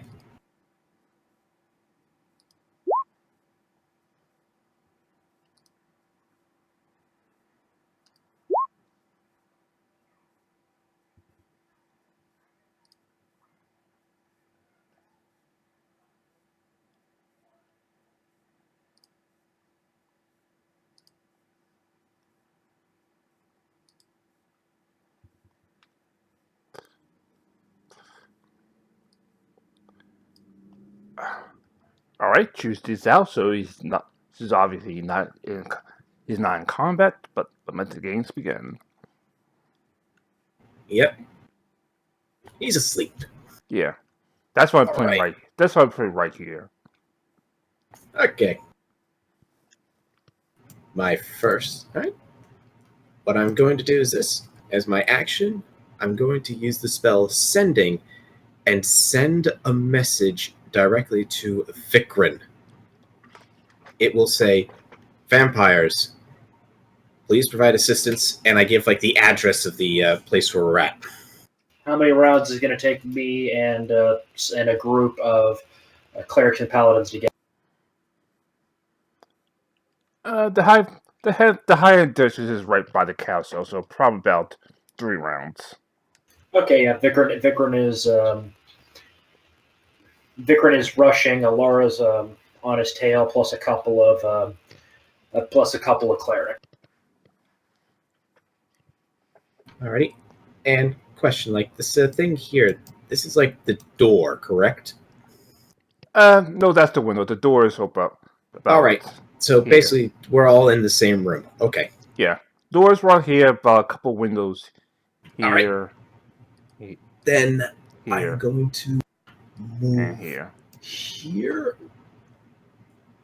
Let me actually just mark them door and windows. Yeah.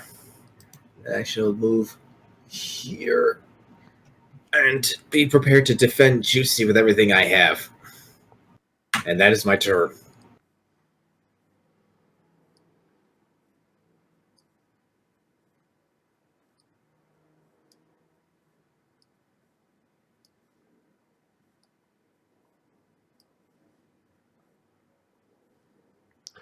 All right. Obviously, Vampire 1 is going to try to go to... Oops, damn it. You didn't see that. Vampire 1 is actually going to try to go to the window. So, and breaks the window. Vampire.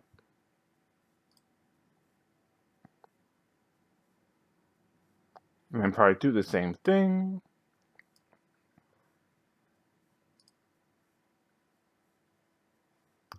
Vampire is going to actually charge you.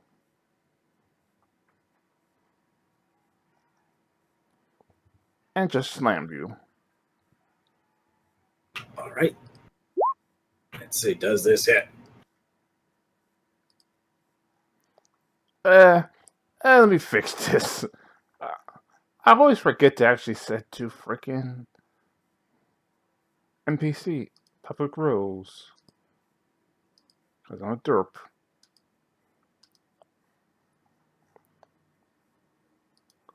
Alright. So, Alright, round 2. What's his Slam. Oh, There we damn go. it. 18 does not come anywhere near close. Yeah, it's just cursed because the actual original roll was pretty much a critical. But never mind now.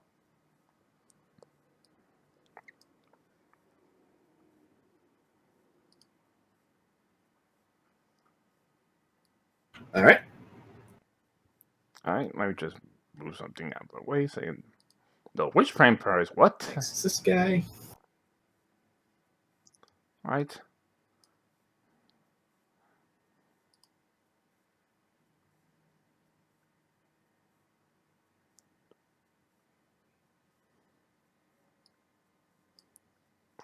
Alright, he's going to attempt to attack you again.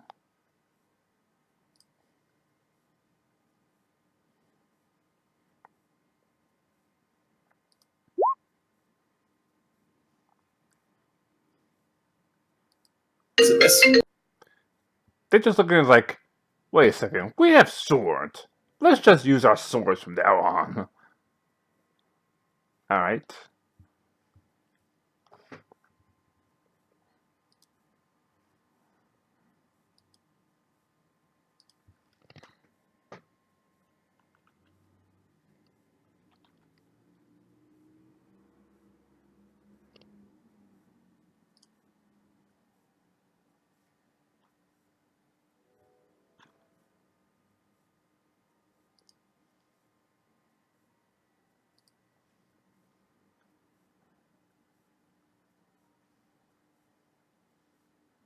All right, I'm back.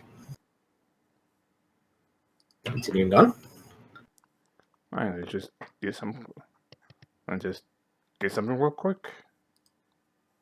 Hmm? And nothing.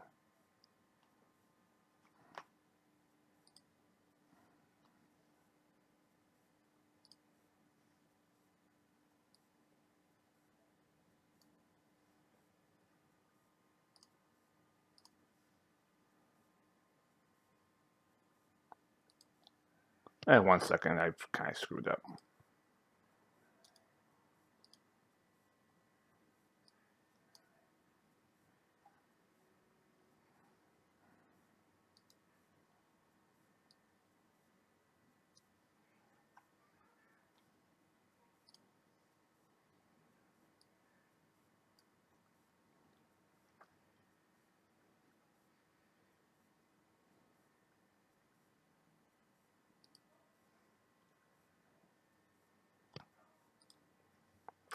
All right, I'm back. All right. Or not, because someone's trying to call me. 1 second. Hello? Hey, and nothing, just playing a game.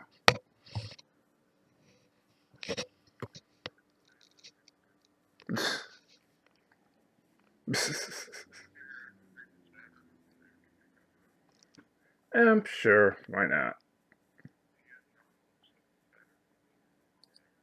Huh?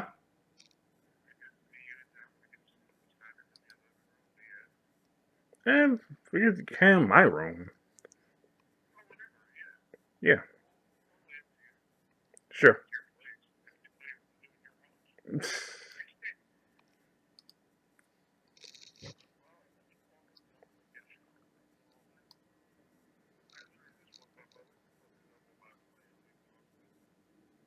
What, you went to... Oh, damn.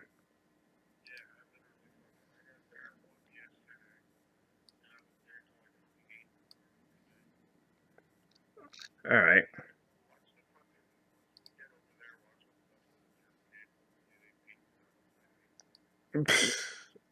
Yeah, I wish. Alright, that sounds good. Alright.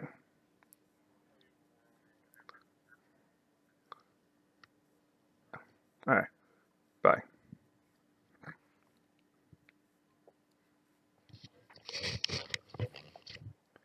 Alright, I'm actually back. I'm actually back. Alright, second turn. Same as the first.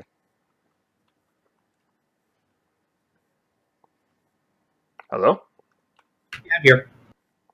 Alright, second turn. Same as the first. All right. Seeing the situation I'm in, what I'm going to do is try quickly holster the revolver, and I'm going to take out the double-barrel shotgun.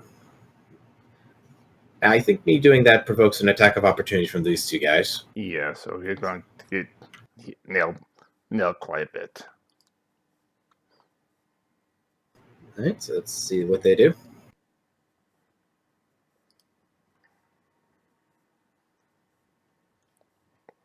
Alright, short sword, go. 28 is a miss. Ah, boo. So they both miss. Yep. And let's see if I'm reading the wording right on. Okay. The reading is confusing for Dragon's Breath. Okay, so basically, these creatures can use the firearms, but because this forces a saving throw instead of an attack roll, that's why rules change. If you roll with either one of the damage dice, then it misfires. Okay, first thing I do is I roll the damage dice for the base weapon, then afterwards apply any modifiers. Okay, I think I got it. All right. Now this is a scatter weapon, so what that means is I'm going to be aiming it at the guy directly in front of me, and what scatter does is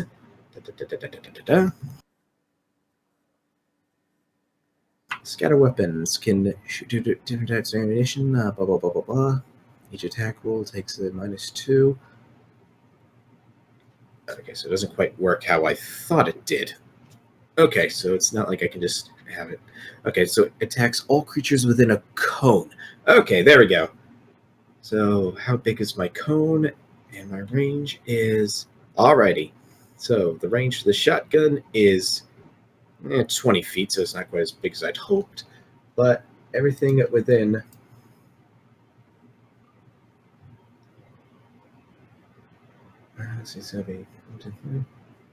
So everyone... So basically these two guys right here will take the hit. So let's see if I figured out how this works. So that'd be...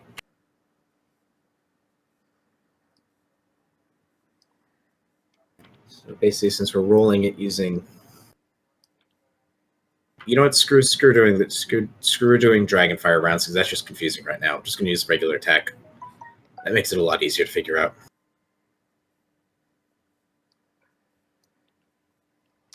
All right.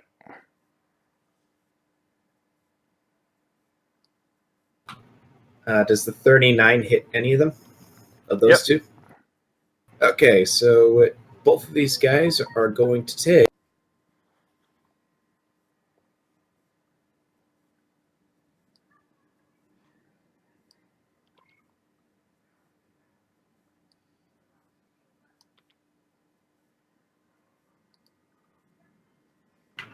They both take 17 damage, and because it's a shotgun, it makes a loud noise.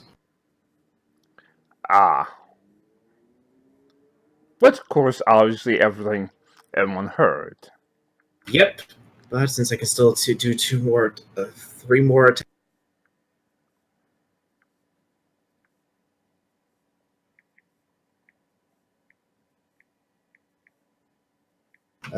Does a 29 get in hit? there? Does a 29 hit anyone? And let me double check. What was that, Seawall? Let me know when I have to get in there. I think you get in like the next turn. Yeah, next turn you get in.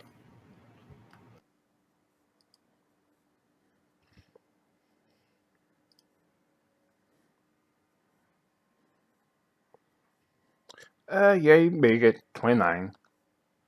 All right.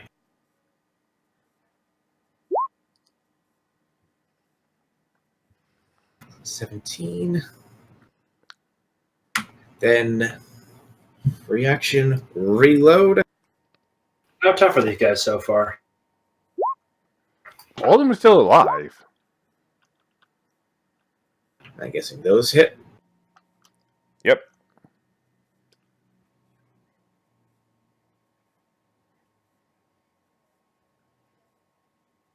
And now my final attack of the turn.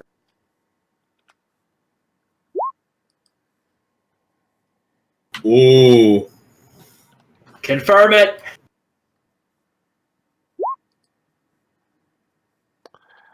$24. Damn it. Yeah, barely. Okay. So that's 4 rolls I have to make. Okay, so... Oh, actually, no, it's not 4 rolls. It's just... Okay, here we go. So this was for the guy in front of me.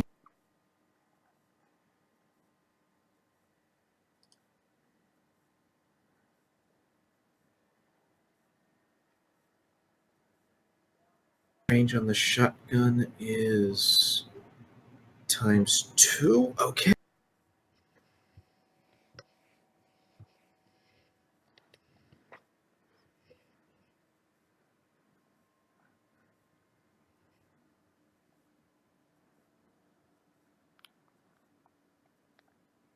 Okay, so in total, the guy directly in front of me will take a total of...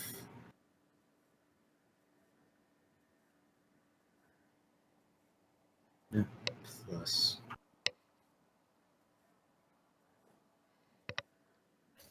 So, are you finishing up your turn? Yep.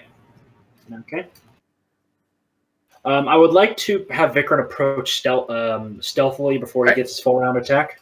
So first guy, the guy in front of me takes 71 points of damage, and the guy in the back takes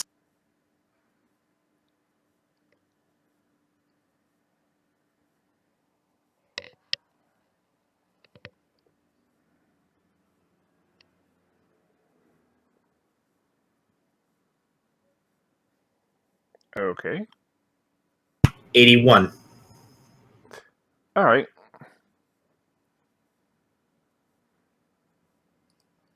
So both down to roughly 100. All right. Have they been able to hit you so far? Nope. Oh, nice. I'm just gonna give a little hint. I'm crit to hit for these guys. Nice. Let's see. Let me just do one thing. Let me double check something on Vikram. Okay. Next time I do that, I'll just roll the attack, then do the damage. I'm just pulling up Vikram's stealth right now. Give me a moment. Okay, here we go. Right. So Vikram is approaching from stealth. So 46, they'd have to roll 46 or higher. Are they even capable of rolling that high on their perception? Let me check.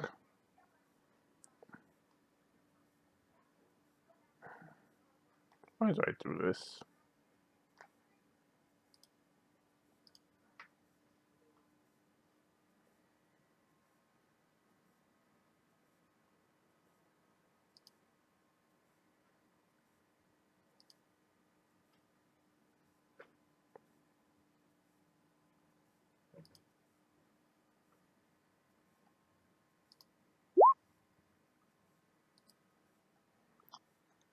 Nope. Miss. They would, based on the plus they had, they would have had to more than crit. Yeah. So, yeah, this guy's they're all unaware. So Vikram's going to target this guy in the back. And he's going full attack. He does get a +2 for, okay, what was it? Okay, I'm going to -4 +2. Hold on, I'm just putting it on my other window to make it a bit easier to read. And I'll do each attack with its own damage because this is going to be a lot. And I would like note this is holy damage as well, or good aligned damage.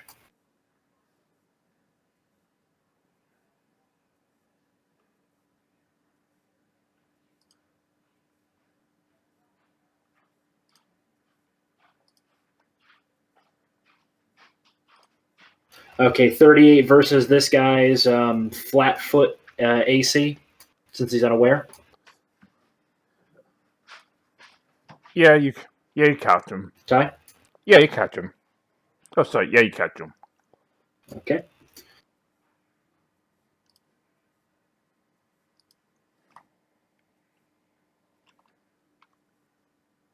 Yep, I'm just redoing the math now for the attack. Okay, so it's a +2. Well, it's a variable strength one now.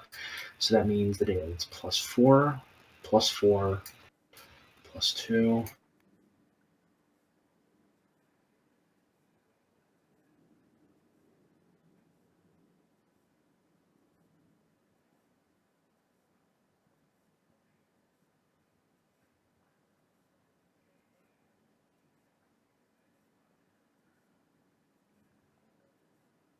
And I got to see what my stealth attack is because he is a favorite enemy.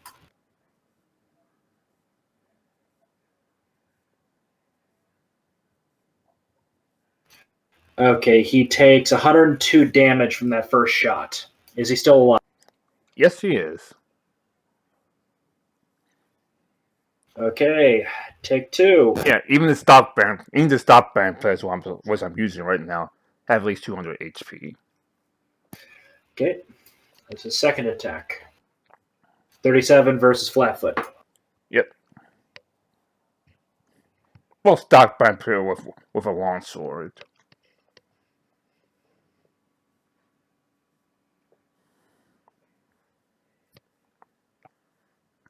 He takes an additional 44 damage. Still alive. They're like, what the hell? I'm just here to scout. And this is the third arrow.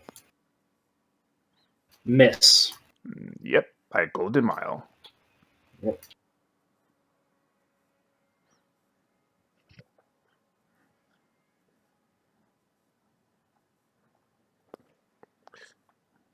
Yes, obviously you should put yourself on the initiative list.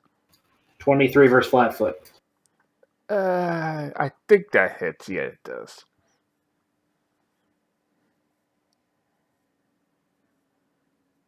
Takes another 50 damage. So he's taken a total of 196. Which is just enough to kill him. Yeah, you just hear thunk. You hear fourth. You hear that's 3 of his attacks. I'm trying to remember I'm trying to make sure my math is okay. Yeah, that's sorry. 4. You hear 4 thunks, and you see 4 arrows in the back of this guy, and one goes wide and lands into and pretty much nearby, pins him to the back wall. Yeah. And then this guy's gonna get the last arrow. He's inside the house. Oh, okay. Got it. So he has to actually go inside the house to actually attack him here. Is this guy visible within 30 feet from Vikram? Yeah, he's in the. He's getting away to crawl up the window.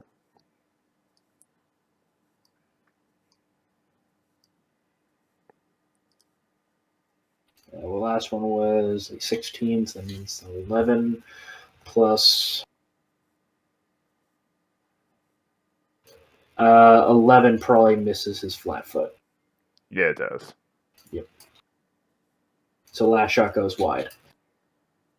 This guy's dead. This guy's going to get a surprise from Alara as she's going to burst in through the window.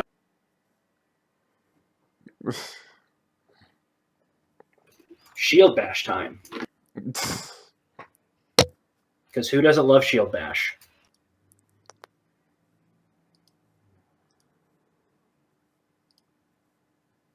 Does Saloon love shield bash? Yes, I do. Yep.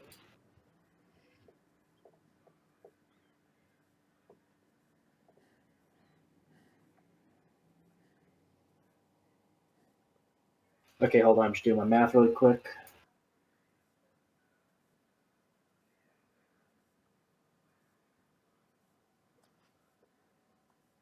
Remembering right, this is the number that it's going to be.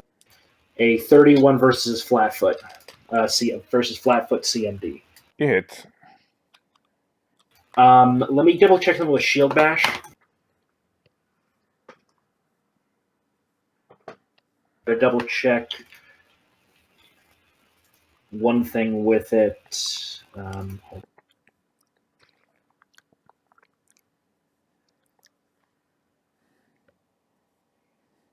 Hold on. I think it's Bull Rush is basically what it's called.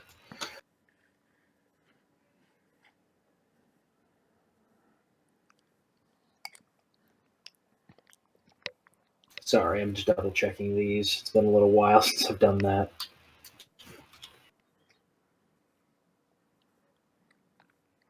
Waiting for it to pull up. Here we go. Did I beat his CMD by Flatfoot CMD by 10 or more? Let me double check.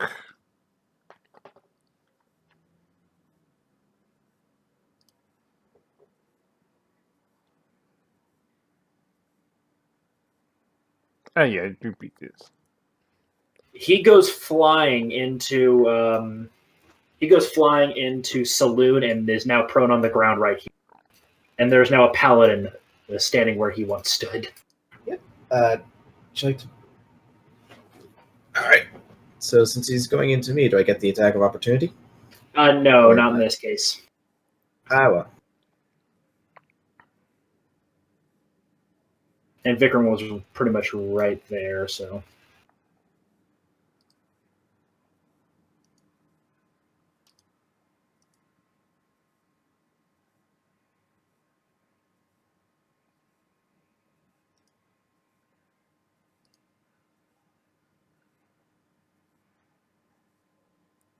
So, yeah. So, what are the reactions to Vikram and Alara showing up? That we have to finish off quickly and then escape. It's not It'll be some time before the friends show up. We have to finish off quickly. So now instead of attacking you, they're going to try to attack. They're going to try to attack Juicy.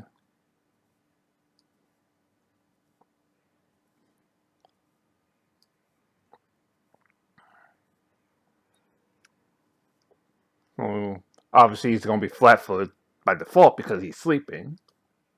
You mean he didn't hear the shotguns going off? He heard, but isn't fully awake yet. It's probably been another turn before he's like prepared and stuff like that.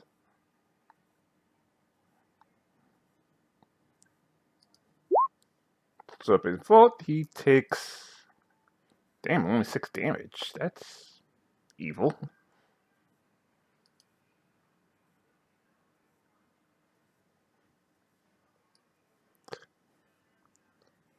Obviously, just double it up because they don't want to cross between him, a paladin, and him.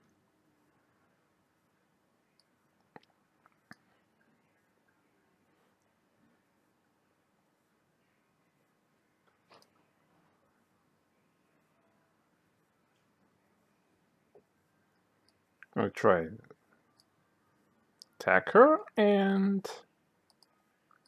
real fast and slam. Yes, Laura? They miss horribly. Ouch. It touches her shield and it burns.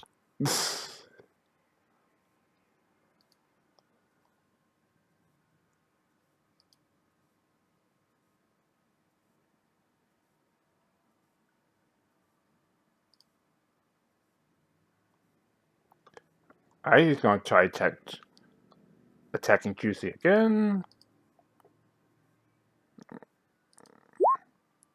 Another 6 damage.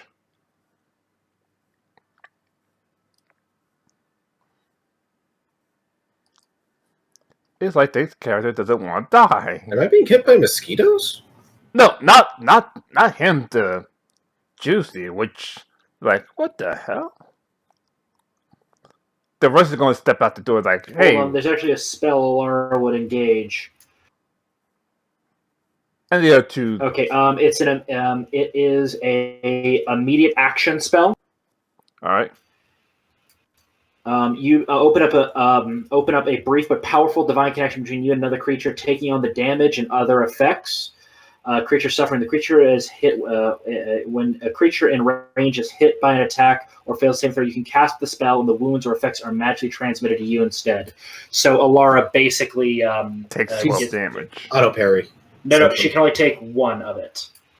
So she bought him some time by taking 6 of the damage. Ah.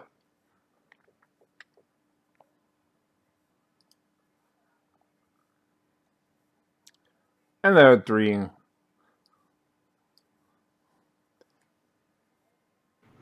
If only he moved 1 more. Well, actually, he can't move 1 more. Damn. Versus Another 6 2. against Juicy, I'm guessing. Yeah. Another 6. It's like, they don't want him to die.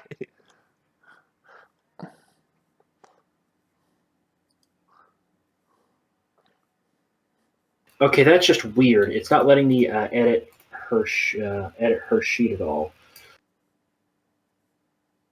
And last vampire steps out the door to figure out what the hell's going on. You gotta log out and log back into Mythweavers.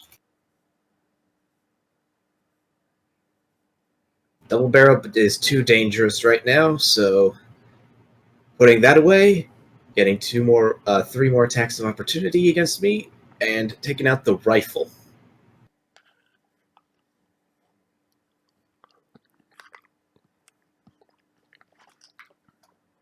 So 3 attacks of opportunity against me. Yeah, no, give me a second. Eat some pudding.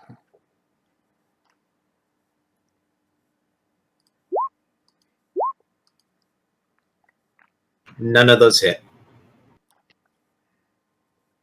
All right. Against There we this. go. Now it's working.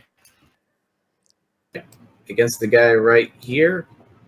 And since it's the first time this rifle has been fired in this combat, its first hit is automatically classified as a success. Now I just got to confirm.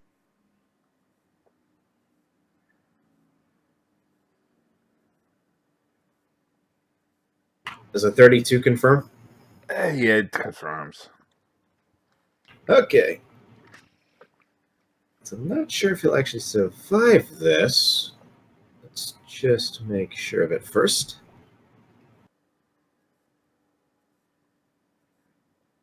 What was my thing again? Was it times 4? Okay.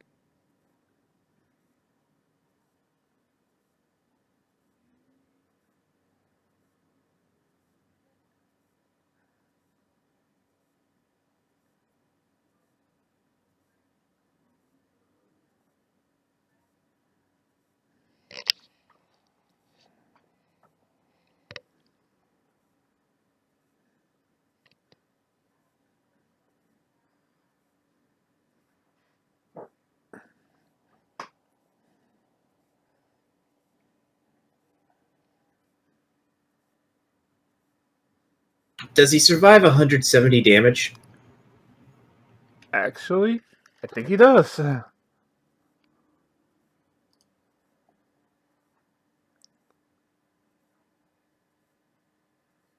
Yeah, he does. It's probably 12. bloodied as hell. By 12. All right.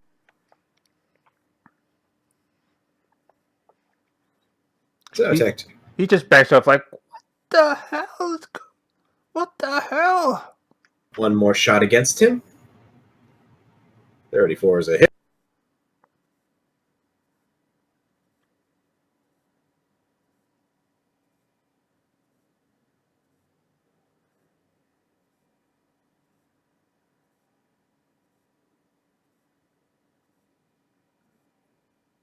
$29 damage.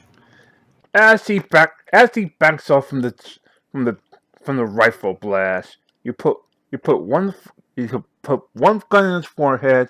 It says, "Bang!" As his head is thrown clean off. All right. Now, which one is yeah. this one, right? Outside of curiosity, how many attacks of opportunity can these guys have in a turn? Just one? Yeah. Because I am using a ranged weapon in melee, so technically that would count. Now, the final 2 shots I have against this dude. Which one? The guy directly to the right of Juicy. Ah.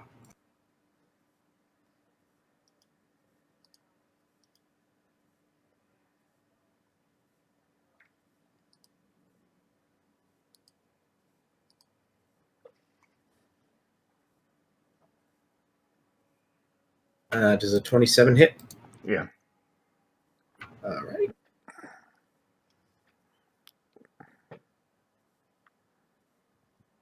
$30. That's a hit. Yep. All righty then.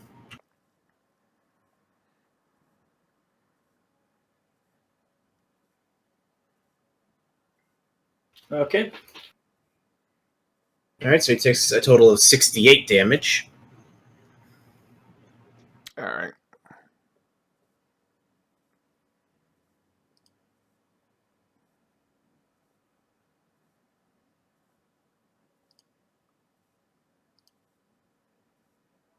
Okay, so Lara's turn, or Do you want to actually roll for initiative? I think we're just having them go after the 2. Is that what we're doing, Ty? No, you still have to work. You still have to work for initiative. Okay, I think I've got their initiatives modified properly in the sheet. Where are you? And Just remember, you have to click on the token, then roll initiative. Yeah. I know that part. All right, it's just been a while. Yep, I did update the sheet with a small modifier to make sure it matches what their initiatives are. Man, let's just reorganize.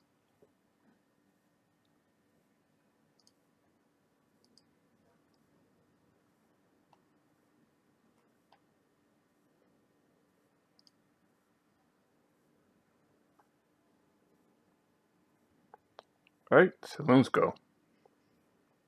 I had my turn. Oh, that's right. The next one is dead. Then it goes to Alara. Yeah, I got him. Nope, sorry. One of them is not dead. There are two of them. It's just one of them in the inertia ward is dead.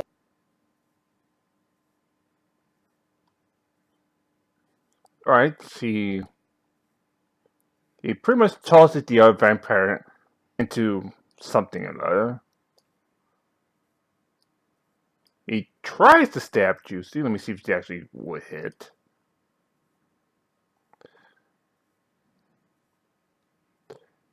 Roll that 6. Oh, it actually would have hit. So yeah, he takes 8 damage, but Juicy is fully awake now. Like, good. I taught you well. I taught you well. Now I could go and free you, my brothers. Yes. Like, oh fuck, he's awake. Paladin Blender mode activated. Yeah.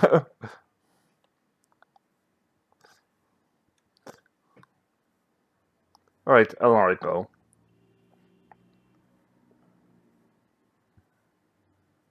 Yep. Well, 5-foot step, and this guy's about to get blended. Will it blend? Kiri, do you think it will blend? Let's find out.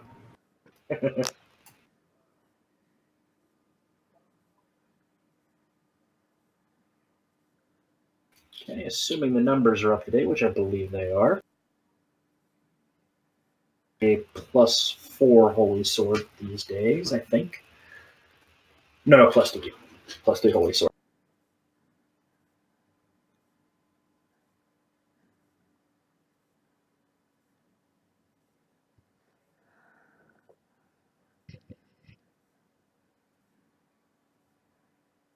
Yes, I did. I do have it right. So it is +3 Holy Sword.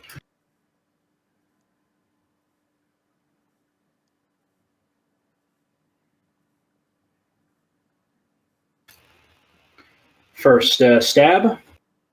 Ouch. Oh, also. Wait, that's Vikrin. Vikrin's outside. No. Okay.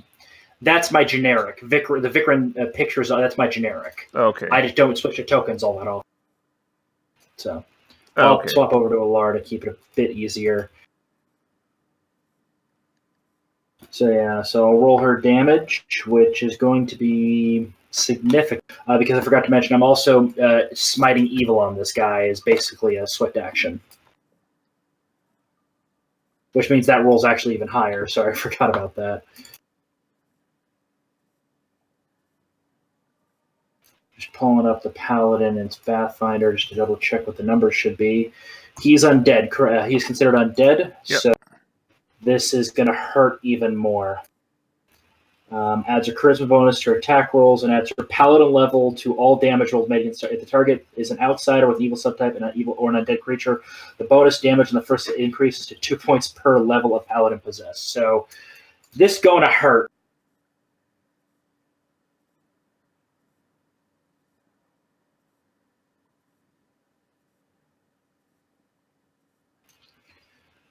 I shall not suffer.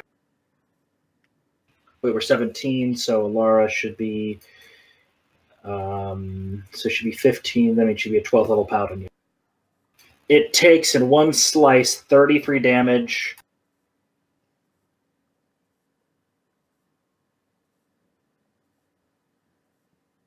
Sorry, I forgot the holy damage from her blade. So 43 damage in one slice against this bad. Ah. Like, you're nothing. You call yourself a paladin?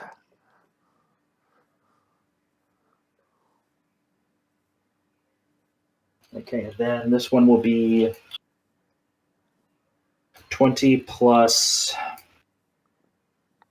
Okay, yeah, this will also work with the shield too, because this does work on the shield. Plus her charisma of 4. plus, and then if I remember right with the bashing shield, it is an additional 4.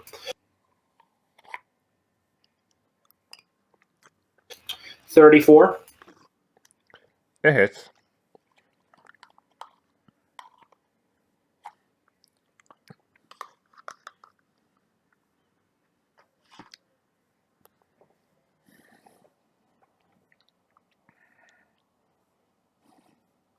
Hold on, I'm just double checking what half her strength would be. That'll be an additional 2. He takes another 20 damage from the shield bash. All right.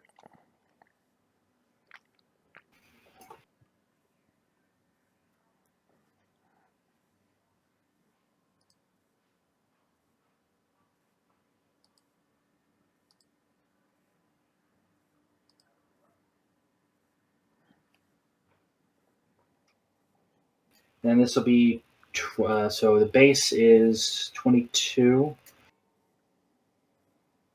Then it's going to be -5, so 17 plus 4. 23 versus AC. Huh? Sorry, 25. Oh, I was about to say no, but yeah, it hits. Tide is 25 hit. Oh, yeah. I was just about to say no, like, oh, right, yeah, it hits.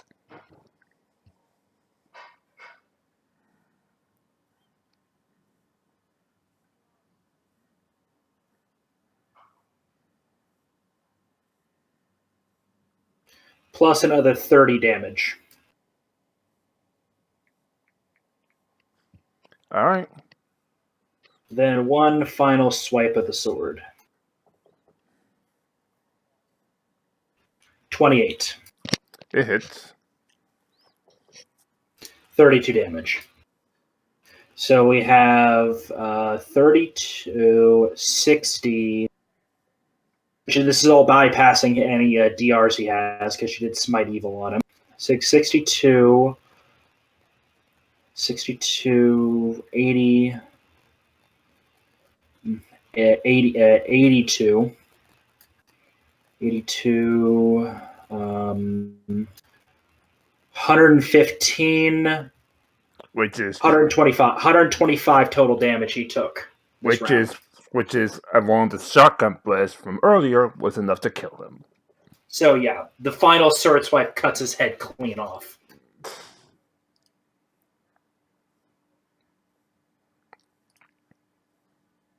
Like, long live the strong body. The head, still balanced precariously on the blade, bursts into white flames.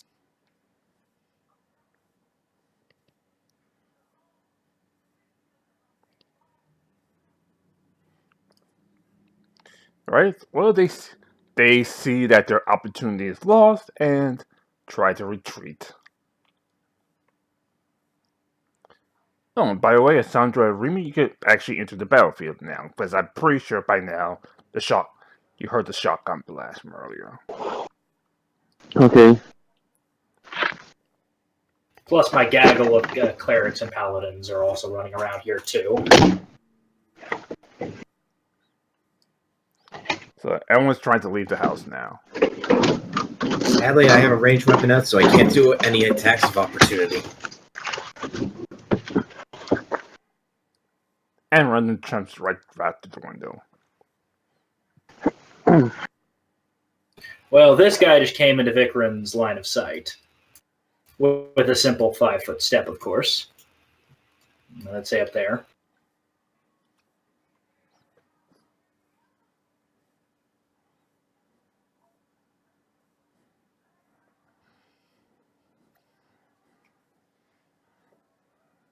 Okay.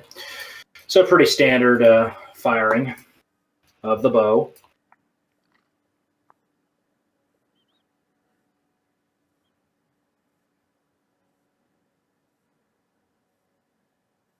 Vikram is also deadly aiming these.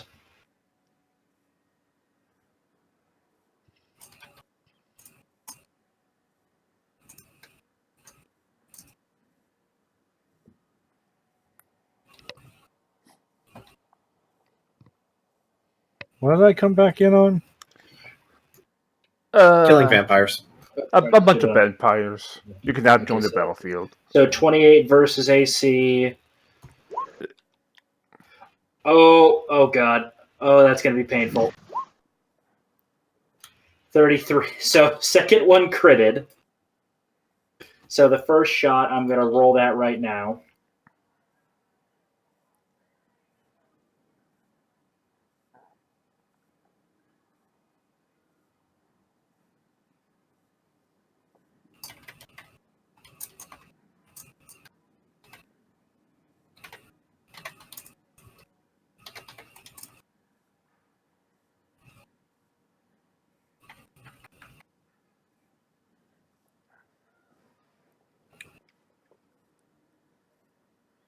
Okay, that first shot did a grand total of 46 damage. All right. Second shot, which I critted, I'm rolling that right now.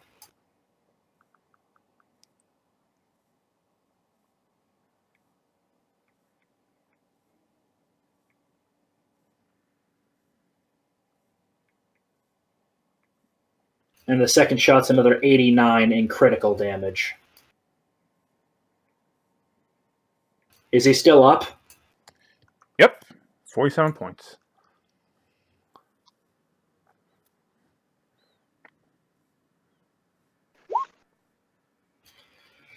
That hits.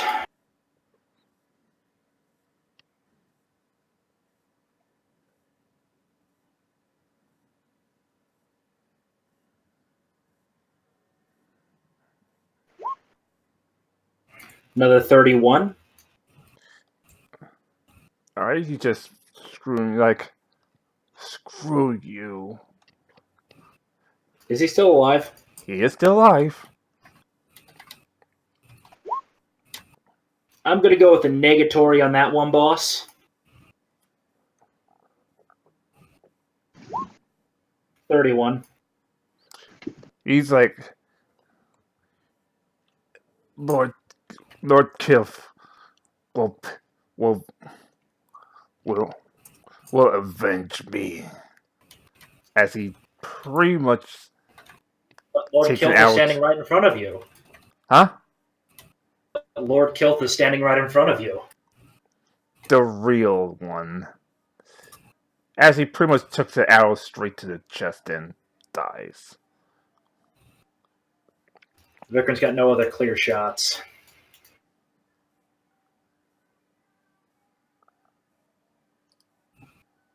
Oops. Okay. That one's dead, and that one's running.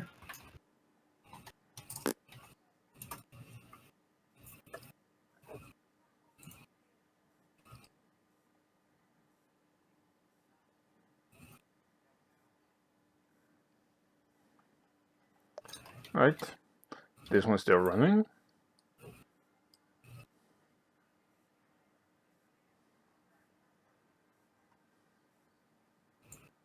This one's dead. And this one's still running. Alright, ways you can enter the battlefield if you want. Thanos snap one of them. Thanos snap one of them. Hey, where? Here, Yeah, enough time to close from anyone you want. Alright.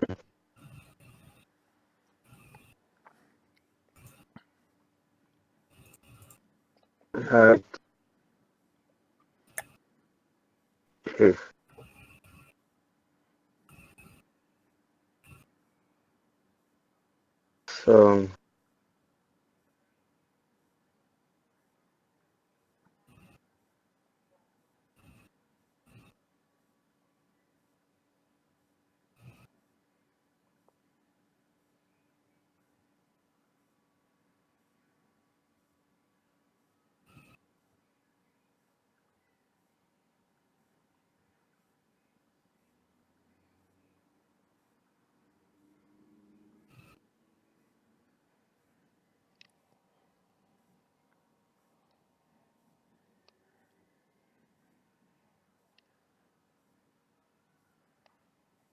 Okay.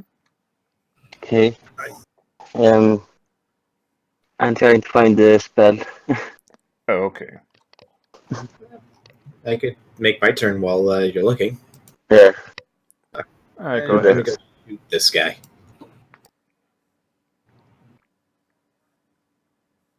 Alright.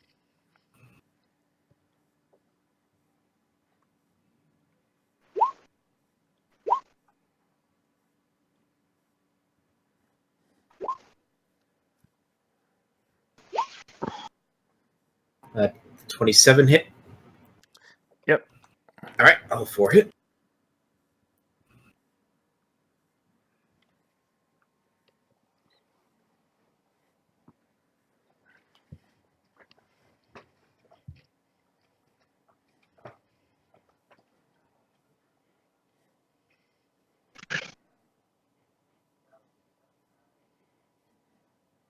It takes a grand total of 141 damage.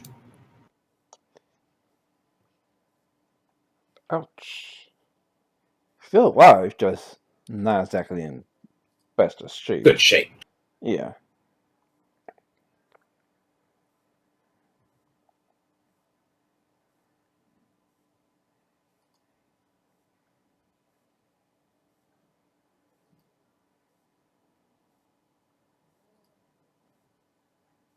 So it's current. Sandra, you actually want to do anything right now? I guess I can help. Sorry. I'll cast that same spell that I was trying to cast earlier on the dragon. So, starting with the lowest hit die vampire up till you hit 63 hit dice worth of vampires, they each have to make a fort save. Let me check to see real quick. Oh, they're just gonna beat. I think it's a DC 29 or 30. I mean, they can still pass on a nat 20. Nat 20s exist.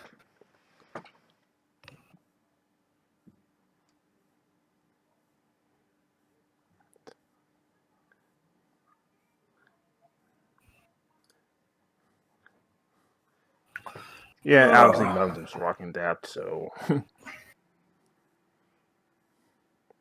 What's it again? What? No, what's the check again? Fortitude save. So, DC 29. So 2 of them at least.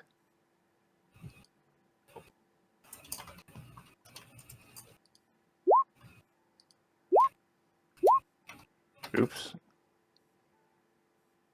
Hey!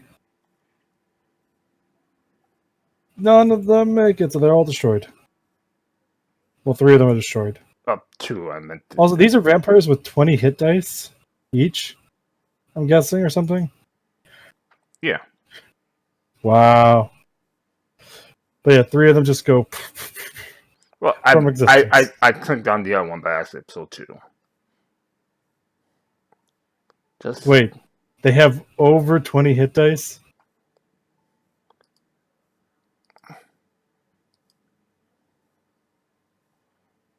One second, everything's screwed up. 1 second.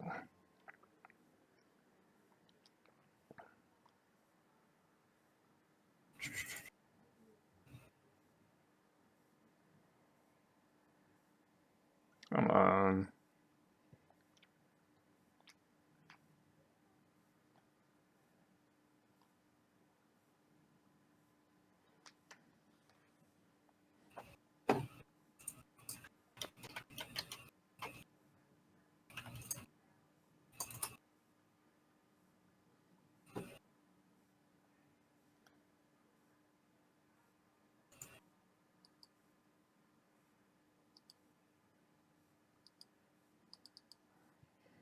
So I think your damage is so epic that I think it's slowly freezing my computer. I broke Ty's computer. Yeah, it's basically up to that many hit dice of undead are killed. And each undead that's in it has to make the save. But they have a Plus 17, I'm impressed. Now just limit the range to outside the house.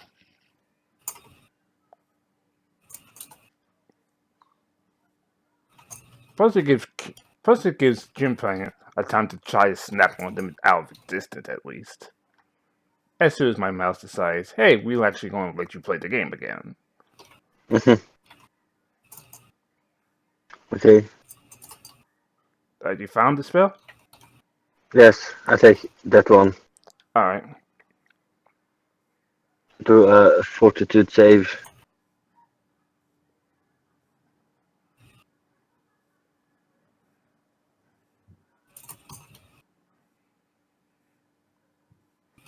And 1 second.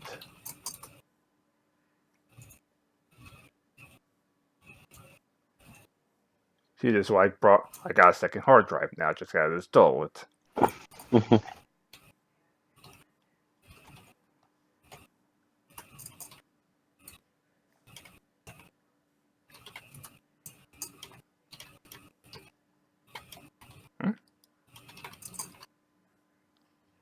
The hell?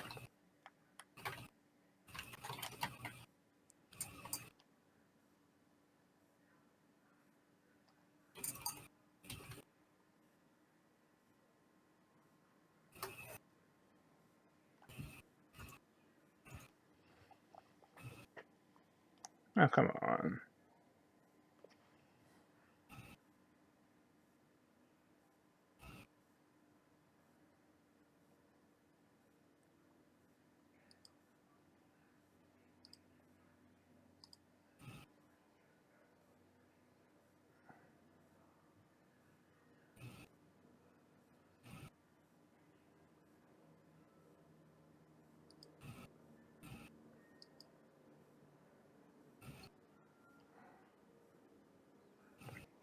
Come on.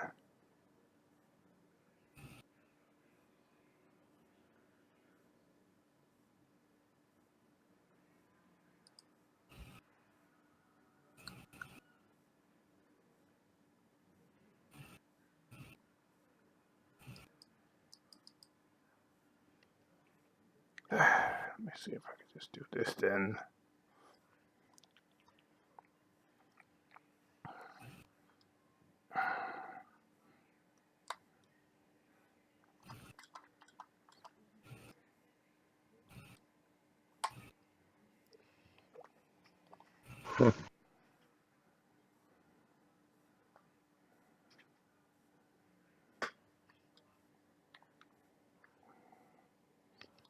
One second, let me change my mouse batteries because it doesn't want to work anymore.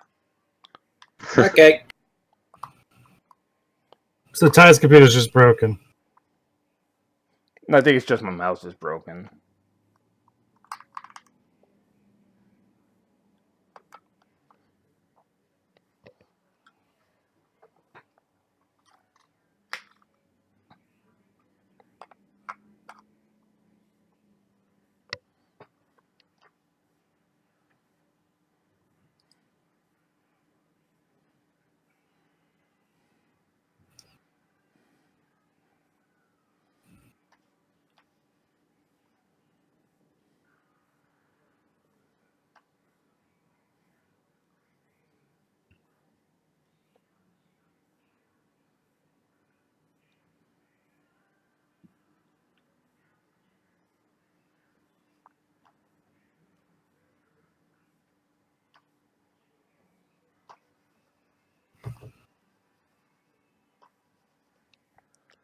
Dang.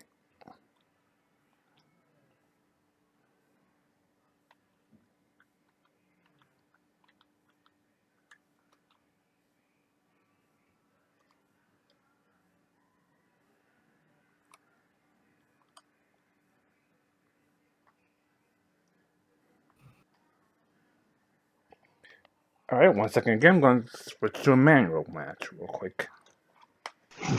All right. I have to step away, then I come back to everything in Ty's end breaking. And the vampire fight going interesting.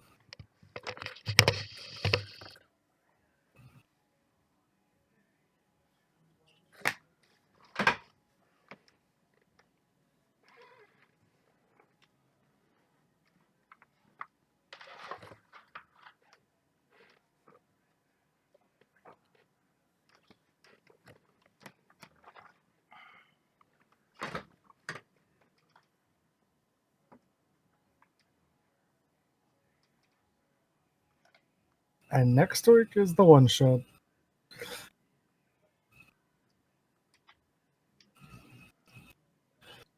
Yeah. So Ty, what are you gonna play during the one shot next week? I think he's getting a mouse right now. Yeah.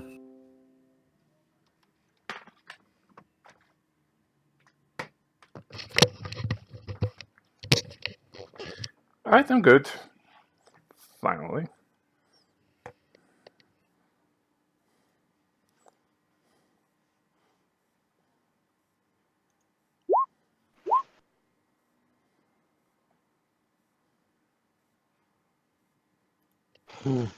Alright, so does that beat... Yeah. It actually On does? Nah, it is too high for me. It's. Let's see. Damn, this sucks.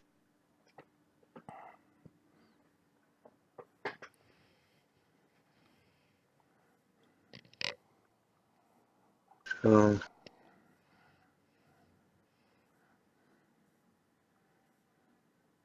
Can't they? You know, it's like, oh, what was that? I thought I was going to die for a minute.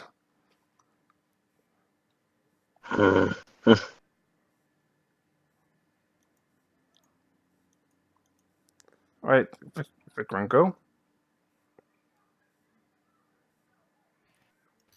Guys need to say Okay, everyone else is running away now. What was that?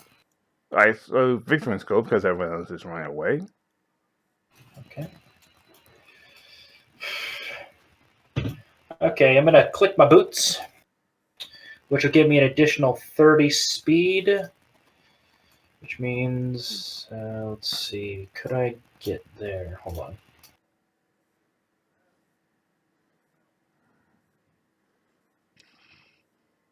Zooming out a little bit.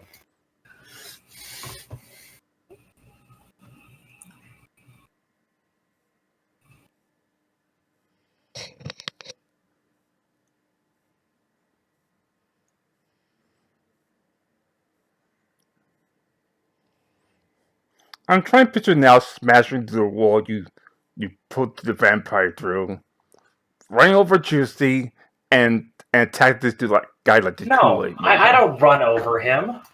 I do a fucking acrobatic flip and then use Saloon Shoulders as a springboard to continue. There's just this fucking blur that goes past you, and then I'm gonna basically sweep kick this fucker into the What dirt. happened to the 3 vampires I vaporized? Oh, wait, I see. Some of them are gone. Yeah. So yeah, let's see. It's gonna be that.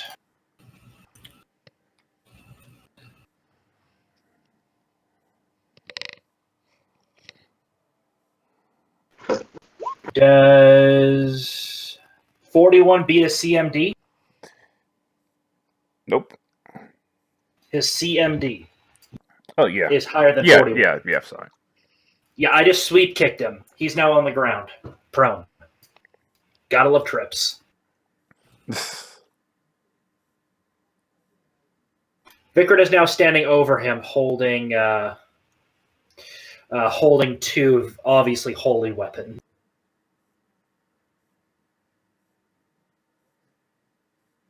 Alright, these two are going to escape because they're going to be out of the battlefield by now.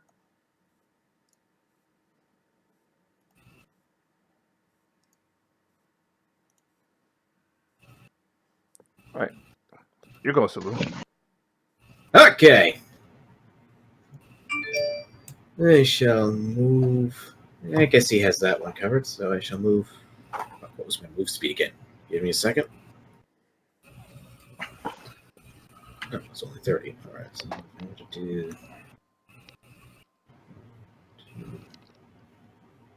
3.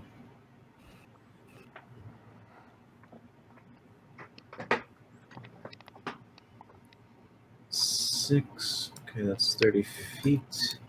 Direct straight line. I'll be aiming at this one. Alright.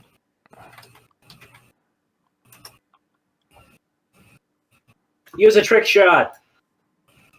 Oh wait, you don't have those. I don't have trick shot. Yeah, damn it, because there's a couple of fun ones.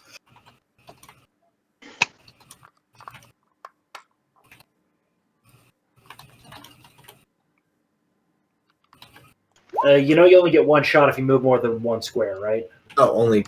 Yeah. Shit. Yeah, it's on 5th edition. Right. Yeah. All right. So I only got one shot then. Okay, so just at 38, which is sad. Looking at that last roll.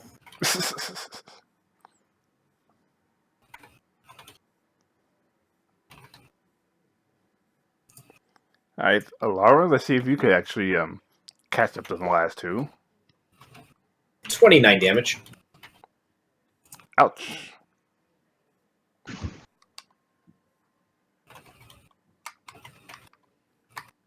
Well, Laura could charge this guy with a shield bash. Oh, she has to go outside the house to get that. How strong is the wall? About... There's a noble What house is it? about 10 feet. What is No, it not made 10 feet, like brick is actually. So what you're saying is an earthquake spell will take care of it. And the entire guest house, yes. Hey, we can raise the dead of those that we. So I highly doubt Alara could charge through the fucking wall. No. The only reason Because if it was wood, the only reason Victor could because the wall was weakened after he shot his arrows. I thought there was a door here. No, I thought there was a door. the door was here. The door was I didn't say here. that was...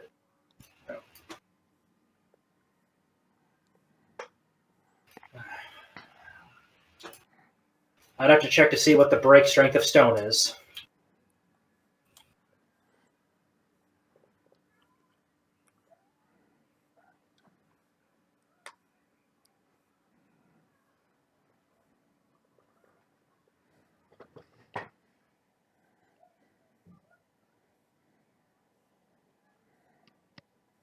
Okay, yeah, it's hardness 8, and it's 15 hit points per inch of thickness, and I think we're dealing with several inches of thickness here.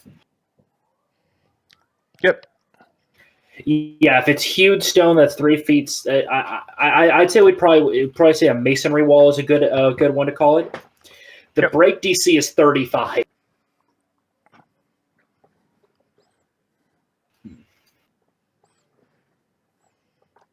Of course, does she have enough break DC to charge to the wall? She does not have enough strength to do that. Ah. Unless she gets an extremely massive boost. That's going to be one hell of a tough roll to make.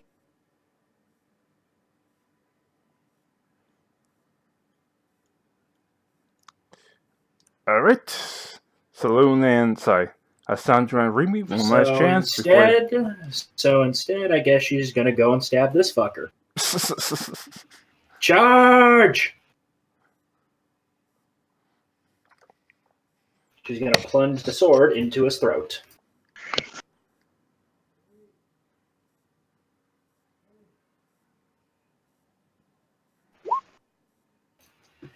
Yep, that'll hit. Yeah.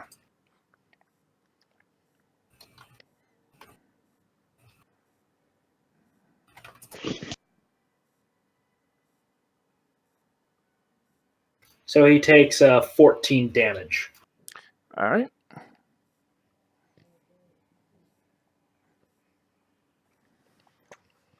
All right.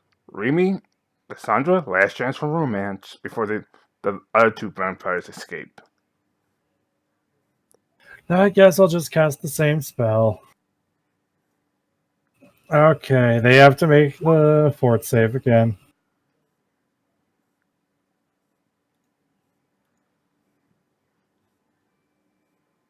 Again, it's not damage. That's literally, if they fail the fort save, they're just gone. They're gone. Oh, no, Remy snapped this battle. Oh, It says it's in the Sandra snap. Obviously, combat's over. We win! This one's still alive and on the ground. So do we want to capture him, people, or do we want to just stab him until he's no longer undead?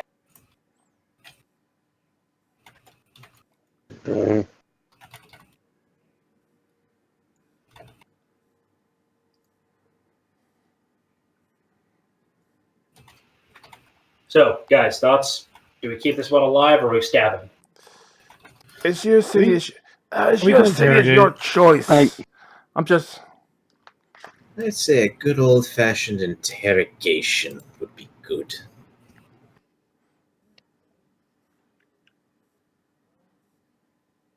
So, take out some chain. Take out a chain, like the chain, and start wrapping him up in chains. Yep. Could you do me a favor while wrapping him up in chains? Take that armor off him. Armor off. He's not worthy of. Obviously, right. if he's volunteered, obviously he's going to the dark side. He's not worthy of wearing it anymore. I take the chain off, and we work on taking his armor off. We have like 4 people holding him down. Strip him, yes. Which, except for his underwear, he's pretty much been stripped. All right, now We he have gets now made re-chained him up. naked. Chain goes right around him again, and locked with padlock. And if I remember right, chains have a fairly high break strength, but not the highest. My chain's made of adamantine. Yeah, that ain't breaking anytime soon. Yeah. Yeah. And it's like a master lock is also made of adamantine. What do you want? Information. And you will tell us. Information like what? Vikrin. First, What was her name? Who was she to you? spell slots I can use are definitely running out. Definitely running low. Still, he will get at least a... Okay. Can I... Alright, if I were to do that, then... Okay, I could cast that 3 more times, and that one... Well, if we want her to be evil, we could tie him down to a table and just have a slow drip of holy water. Tell me your We name. could do that, yes. That would be evil. Torture is inherent. Torture? Any type of torture is inherently evil in D&D. Any type of torture is inherently evil, period. But we're not torturing him. We're just engaged in enhanced interrogation techniques. Also, it's an Inquisitor. Inquisitors actually can skirt that alignment restriction for torture. Well, also there's the good old. There's the good old. We don't. This isn't waterboarding. It's just a tactical baptism. Yes. Tactical baptism. And we'll just use holy water instead. I'm presuming you guys could actually keep him alive. Yeah.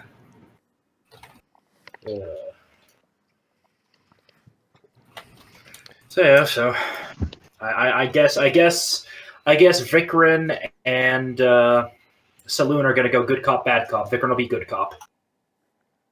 Yep. But first, let's be a little merciful and cast some a little healing on him. He's taken quite a hit.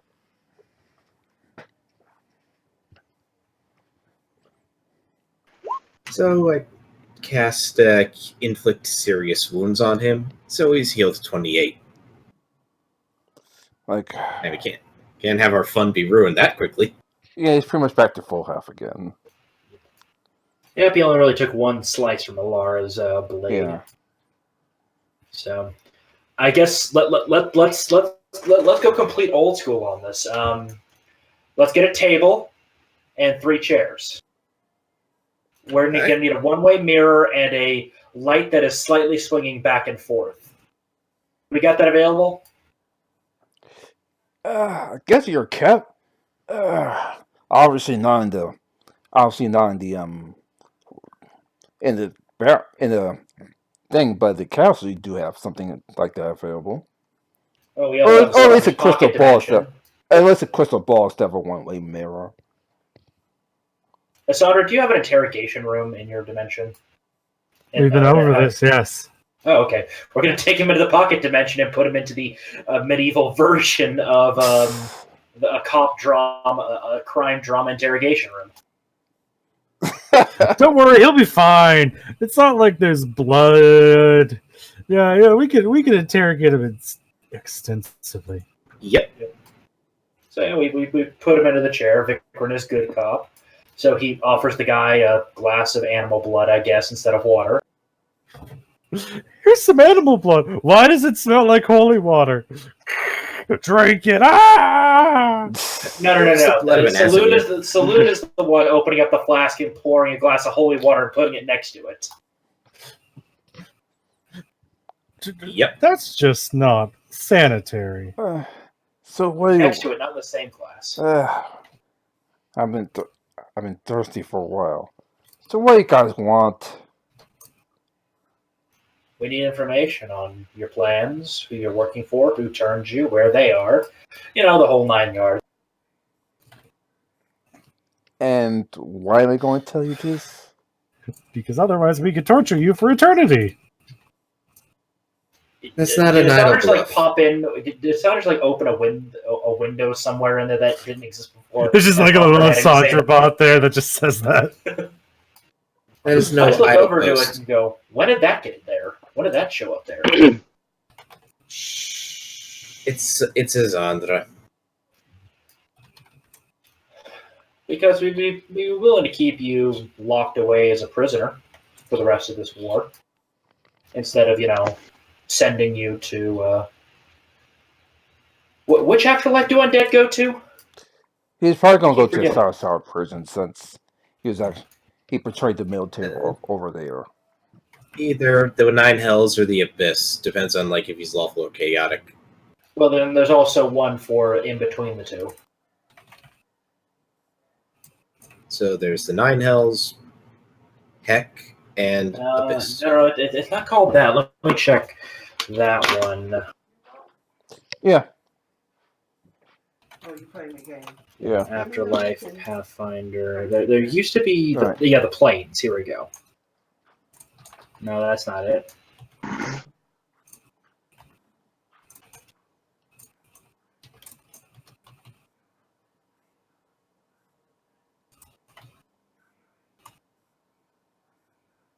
There we go, the Boneyard.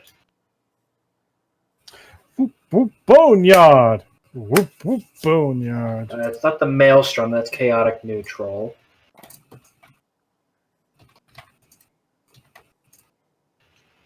Abaddon. Abaddon. It's a wasteland of infinite and apocalyptic proportions at the home of demons. It's dominated by the citadels of the Four Horsemen, including vast stretches of uninhabitable wasteland and smaller holdings of minor warlords and vassals. It holds the River Styx, often touching Hell and the Abyss to eventually pool below Pharasma's Spire. So it's in between. It's basically it's a wasteland in between the Abyss and the 9 Hells.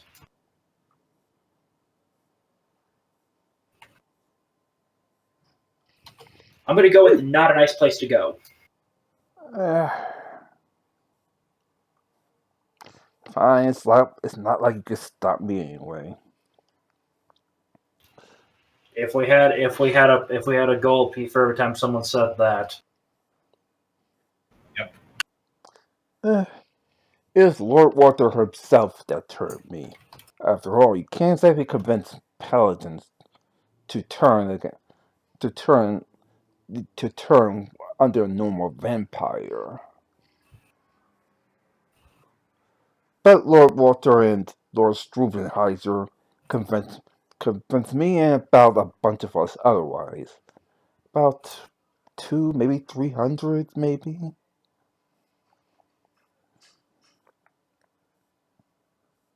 We want names. He even He even set up a sword to make sure that we could pass our annual paladin checks.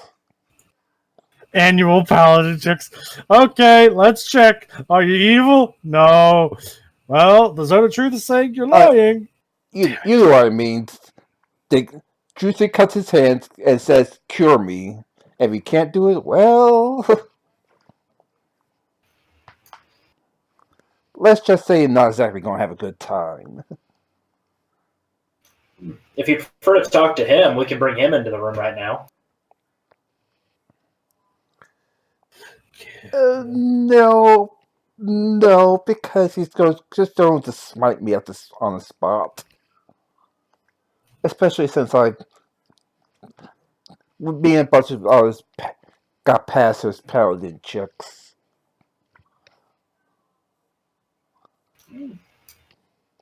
Saloon, I'm really thinking that Juicy would be the best person to interrogate this guy. What do you think? I think he would. Wait. Okay. I'll tell you what I know. I don't exactly like numbers or truths or anything, but they're looking for seven artifacts in a book. 2 of these artifacts I know is in the Twins' tomb and the tower and the headquarters of the three from our kingdom. I don't know where's the rest at. Vikram's just writing this down. It says something about if you assemble them all right, you could actually rewind time and have all control of time and space. Something like that. We've heard rumors of this, so you're giving us a bit more. Though I don't know if it's enough to satisfy Juicy. But wait. What can I tell you? What else can I tell you?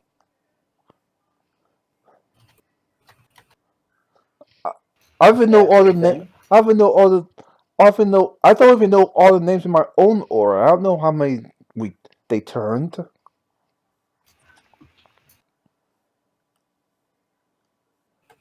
So, Lynn, what do you think? Sorry, what? What was that? Basically, we're interrogating him right now. I've basically been threatening him with Juicy to take over the interrogation if he doesn't tell us everything. Yeah, at that point, I was basically saying, "Hey, Juicy, you want to come with us and see a good show?" So no, he's we're been already watching in the entire time. We're in the interrogation room right now. He's on the other side of the right. one-way mirror. Okay. All right. And what was the question? Should we bring in Juicy and get handled the interrogation? Well, apparently about 300 paladins of Juicy's order from Sarasar returned willingly. Yes, I do believe that Juicy should be made aware of this. Now, and this point to the saloon to sound like a pen and paper, there are 2 ways we could do this. Either you give us the names, we then hand that to Juicy, or we bring Juicy in here and he will get the names from you, one way or the other. Oh, and he won't be alone. Oh, don't worry, we'll be here. No. Paladin Kilp will be joining him too. She's an Iomedaean paladin after all, and this order is, in a sense, a cousin to hers. And this man violated his oaths to Iomade, and she is not a forgiving goddess when it comes to that. I'm not afraid of. And almost as soon as he says, "I'm not afraid of Juicy," he runs around, opens the door, and punches him dead in the face. Like, say again, punk! Lord Juicy, He like drips blood from his I'll hand. be right back. Come on, heal it. Show me how you did it, and then tell me every single one that you know.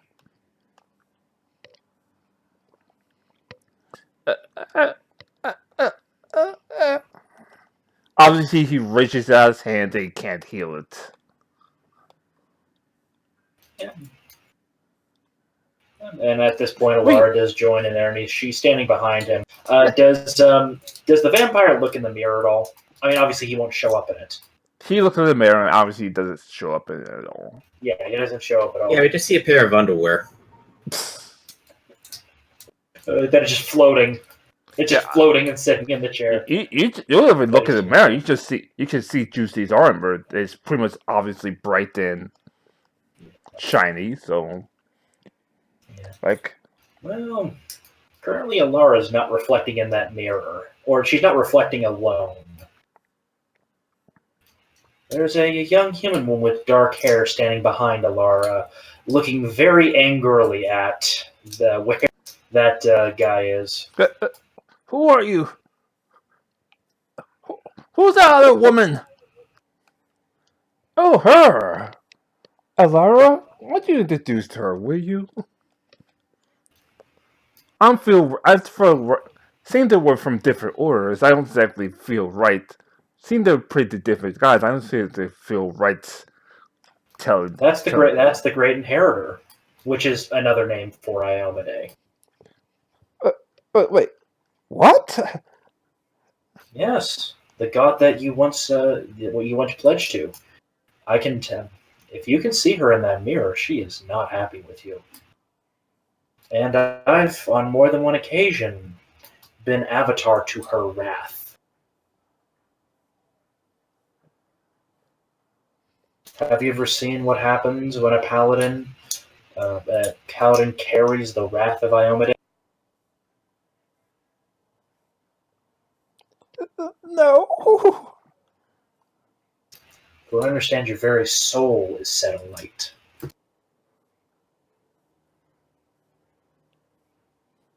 Yeah, she suspects, I don't know anything, to tell you the truth.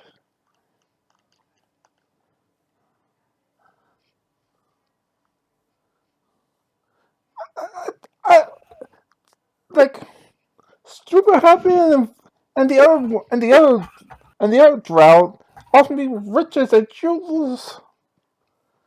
I was going to be set for life. No. Correct. Get your terms right. Unlife, Vikran said. Vikran replies as he's just kind of reading through some of the notes.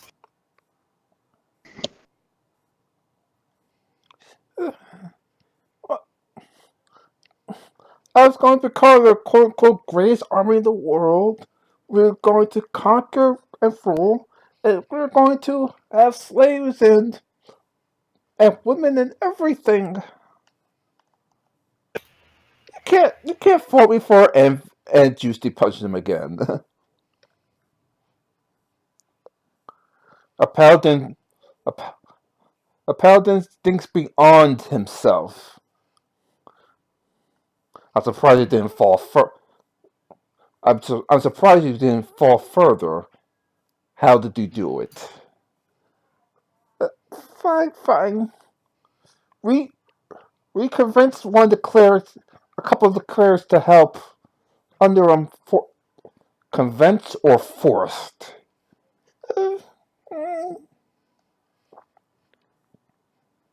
And I cast a spell Interrogate on him. Do be honest, because if you don't, it's going to hurt. They're doing the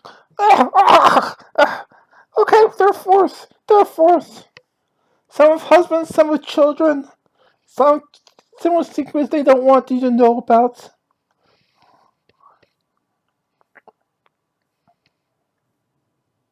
That's like I'm looking at use cure like runes. Someone cured it. Yes, I could, but that'd be as if I wanted to kill you. I just gave you an actual, genuine out. All you had to do is tell the truth, and there would be no pain. And don't worry, the effects are still on you for a little while longer. So, be truthful, because otherwise it will hurt.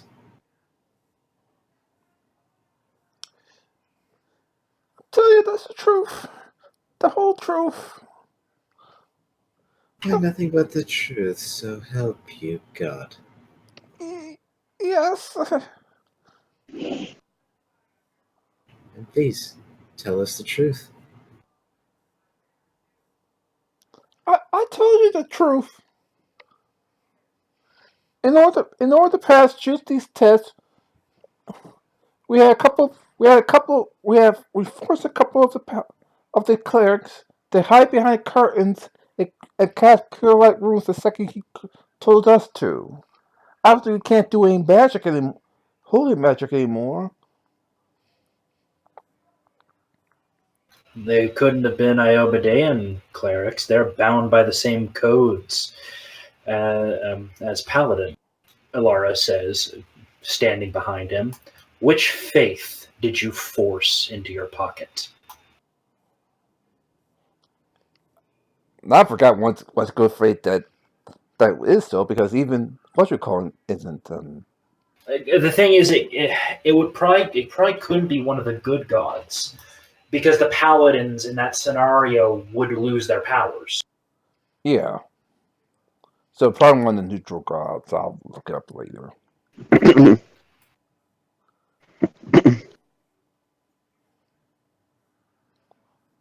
But it's like it's one of the neutral gods.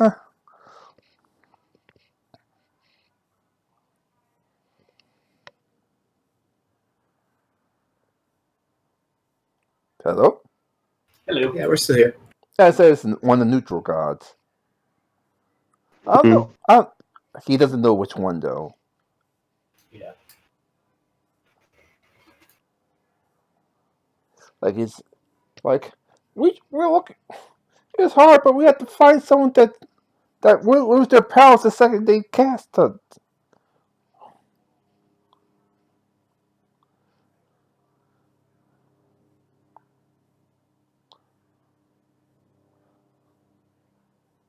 Like, Well, I think there's one less figure in the mirror now. I'll tell you that much. Say again? Well, there's one less figure in the mirror now. I'll tell him that much. Instead of Alara showing up, it's Iomade, where Alara was standing.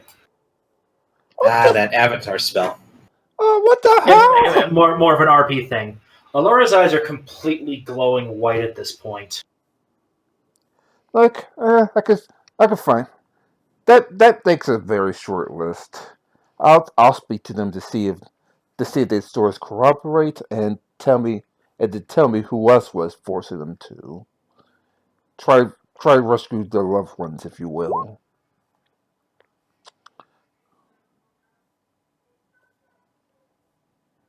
Wait, is Saloon smoking right now? Yes. She is. She knows something good is going to happen, and she wants to enjoy it. He just looks at what you call is like Emerald, you take the wheel now. Yeah. Alora. No, she took the wheel a little while ago. You know what I mean. I mean, he knows she knows the possessed Alara slowly pulls her blade out.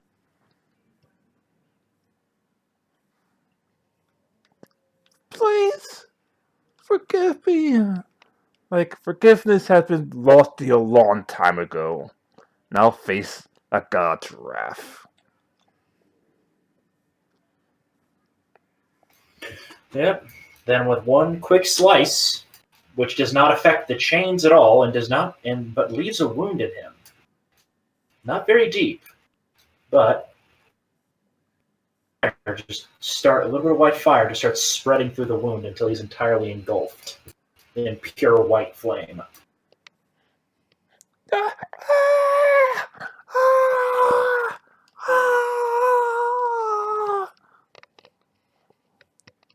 Alara calmly puts the blade back. Eyes close and she stumbles back, since this is a very draining experience.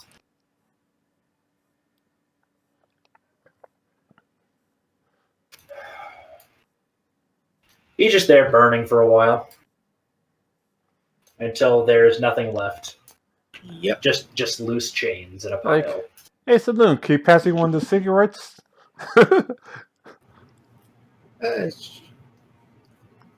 She passes Juicy her pipe. Right?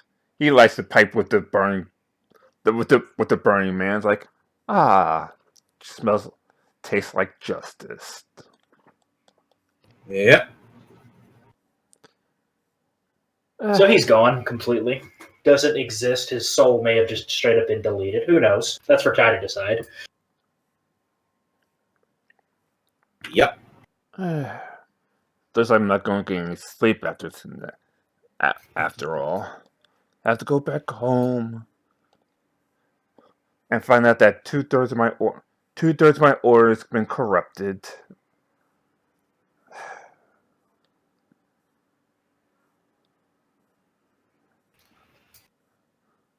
Don't know. They will be with you. Am I a bad leader? No, they just broke their word.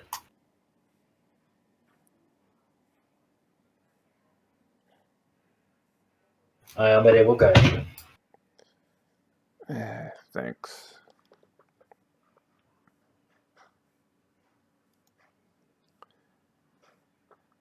Vikram and Alara chat for a little bit and decide probably the best option would be to go after Vikram's eldest sister. And that we should probably head out towards that outlaw place.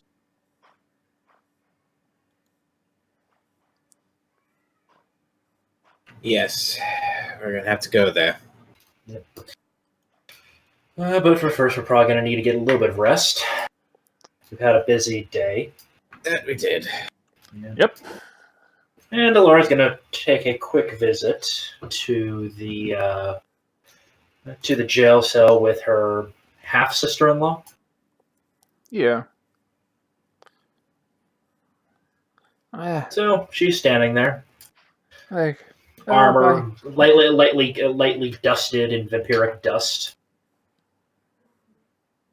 Like, I'm not a vampire. Jeez, I'm not that crazy. No, but you have chosen a very dark path.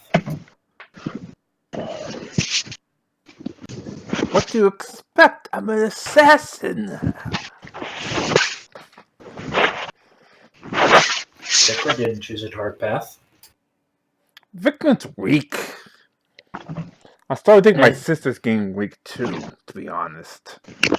And from what Vikram explained to me about her, she didn't take... It took a bit of a dark path, but she's not beyond redemption. She flirts with the darkness. You just dove straight into it. Well, screw her and screw him too. I will be Father's favorite, and then I will show them what power really is.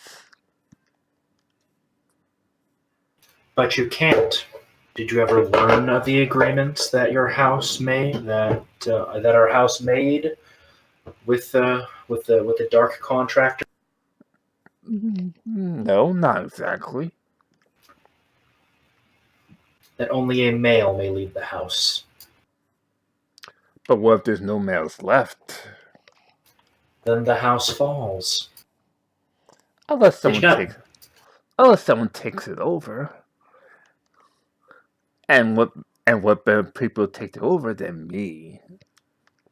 To be honest, my sister is weak. I think she's the smart one. Say again? I think she's the smart one of the two of you.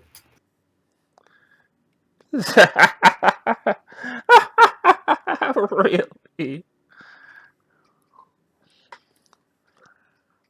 I would watch Lord Walter if I were you. Then he's the one.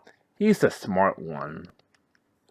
Eventually she's gonna drop her guard, and something bad gonna happen, and there'll be some sort of wedding, there'll be some sort of wedding against her will.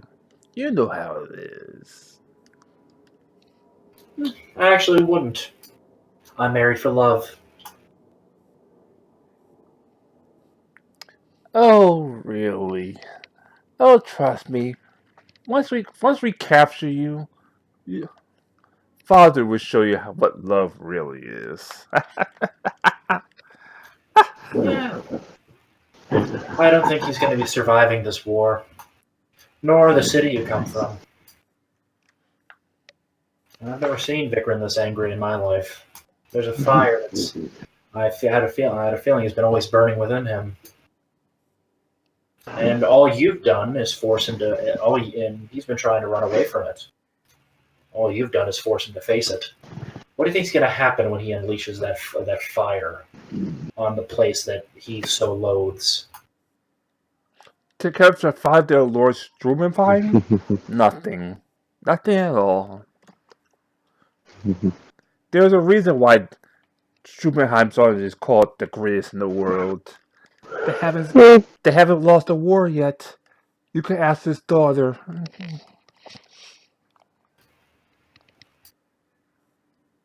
Yeah, they may lose a few skirmishes here and there, but in the end, they're always on top.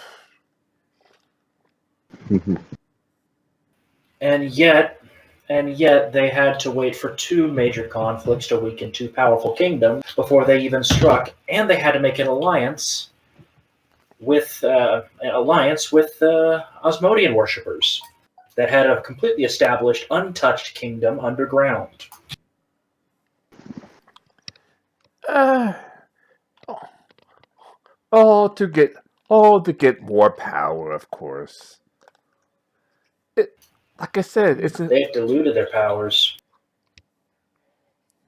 and by making this alliance and doing this, there are other enemies that you might be facing that you didn't even expect. The rest of the Darklands hasn't. The rest of the Darklands isn't going to let a patriarchal Drow city take over the surface. How long before there's counterattacks?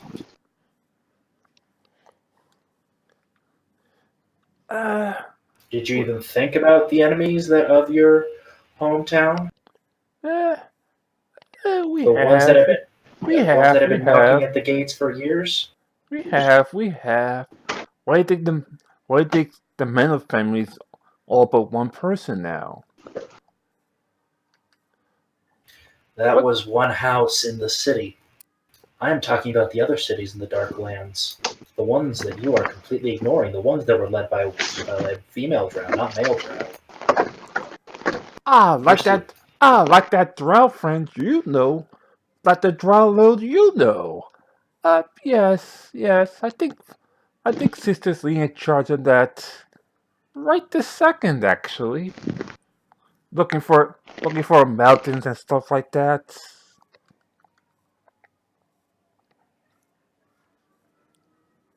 Ooh, you didn't know that, did you? Of course we're going to target other drow houses. Other drow cities, and that's going to require you to eat up a lot of your resources. I know the strength of the city 80 years ago. And even with ideal circumstances, there's no way that city has enough power to take over the rest. Has enough to defend itself, not take over the rest. Even if we kidnap her son, the one she sent away to make sure no one's kidnapped him. Ooh, you didn't know that. We found him actually. Here's for human family and whatnot. Well, 2 out of 3 rescues ain't bad so far. I think we can go for 3 for 3. We've already gotten back Sam's daughter, and my adopted daughter is safe. And my adopted daughter is safe as well. That attack force you sent captured her dead. That was luck. Like I said, Sister was weak, especially since she hung out with that Ed guy or whatever his name is.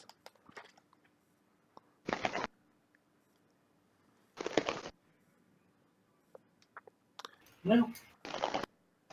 I would consider continuing this fun little chat, but I have work to do. And I have work I have to do. Although that girl still scares me. Why did you still leave her for sex, man? Really?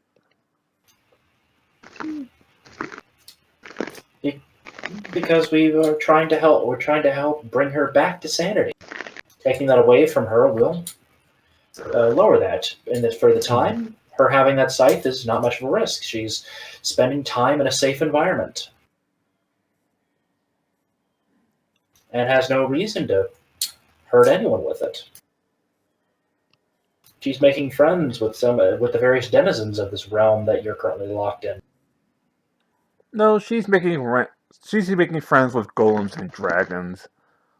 Yes, the the other denizens of this realm. Say The again? denizens of this realm. The denizens, the people who live here. All the slaves that Sandra captured. Well, You mean the criminals that are being given a second chance? yeah. I'll finish in a minute. Alright. Well, if you'll excuse me, I have to go speak. I have to go speak with Vikram. Yeah, you do that. Oh, that reminds me. The reason why you didn't get any wedding invitations, we didn't invite you. Goodbye.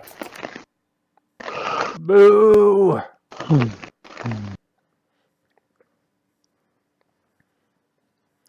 I guess this is a nice place to leave off. Yep. Vikram and the large will go off and chat about how to go after the eldest sister and see if they can't get her to choose a different path, or at the very least contain her.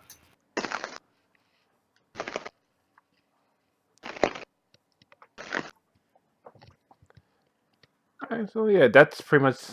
I think this is a good time to leave off. Yep. Yep. I'm going to go myself. Talk to you guys later. Yeah, I'm about to. Okay.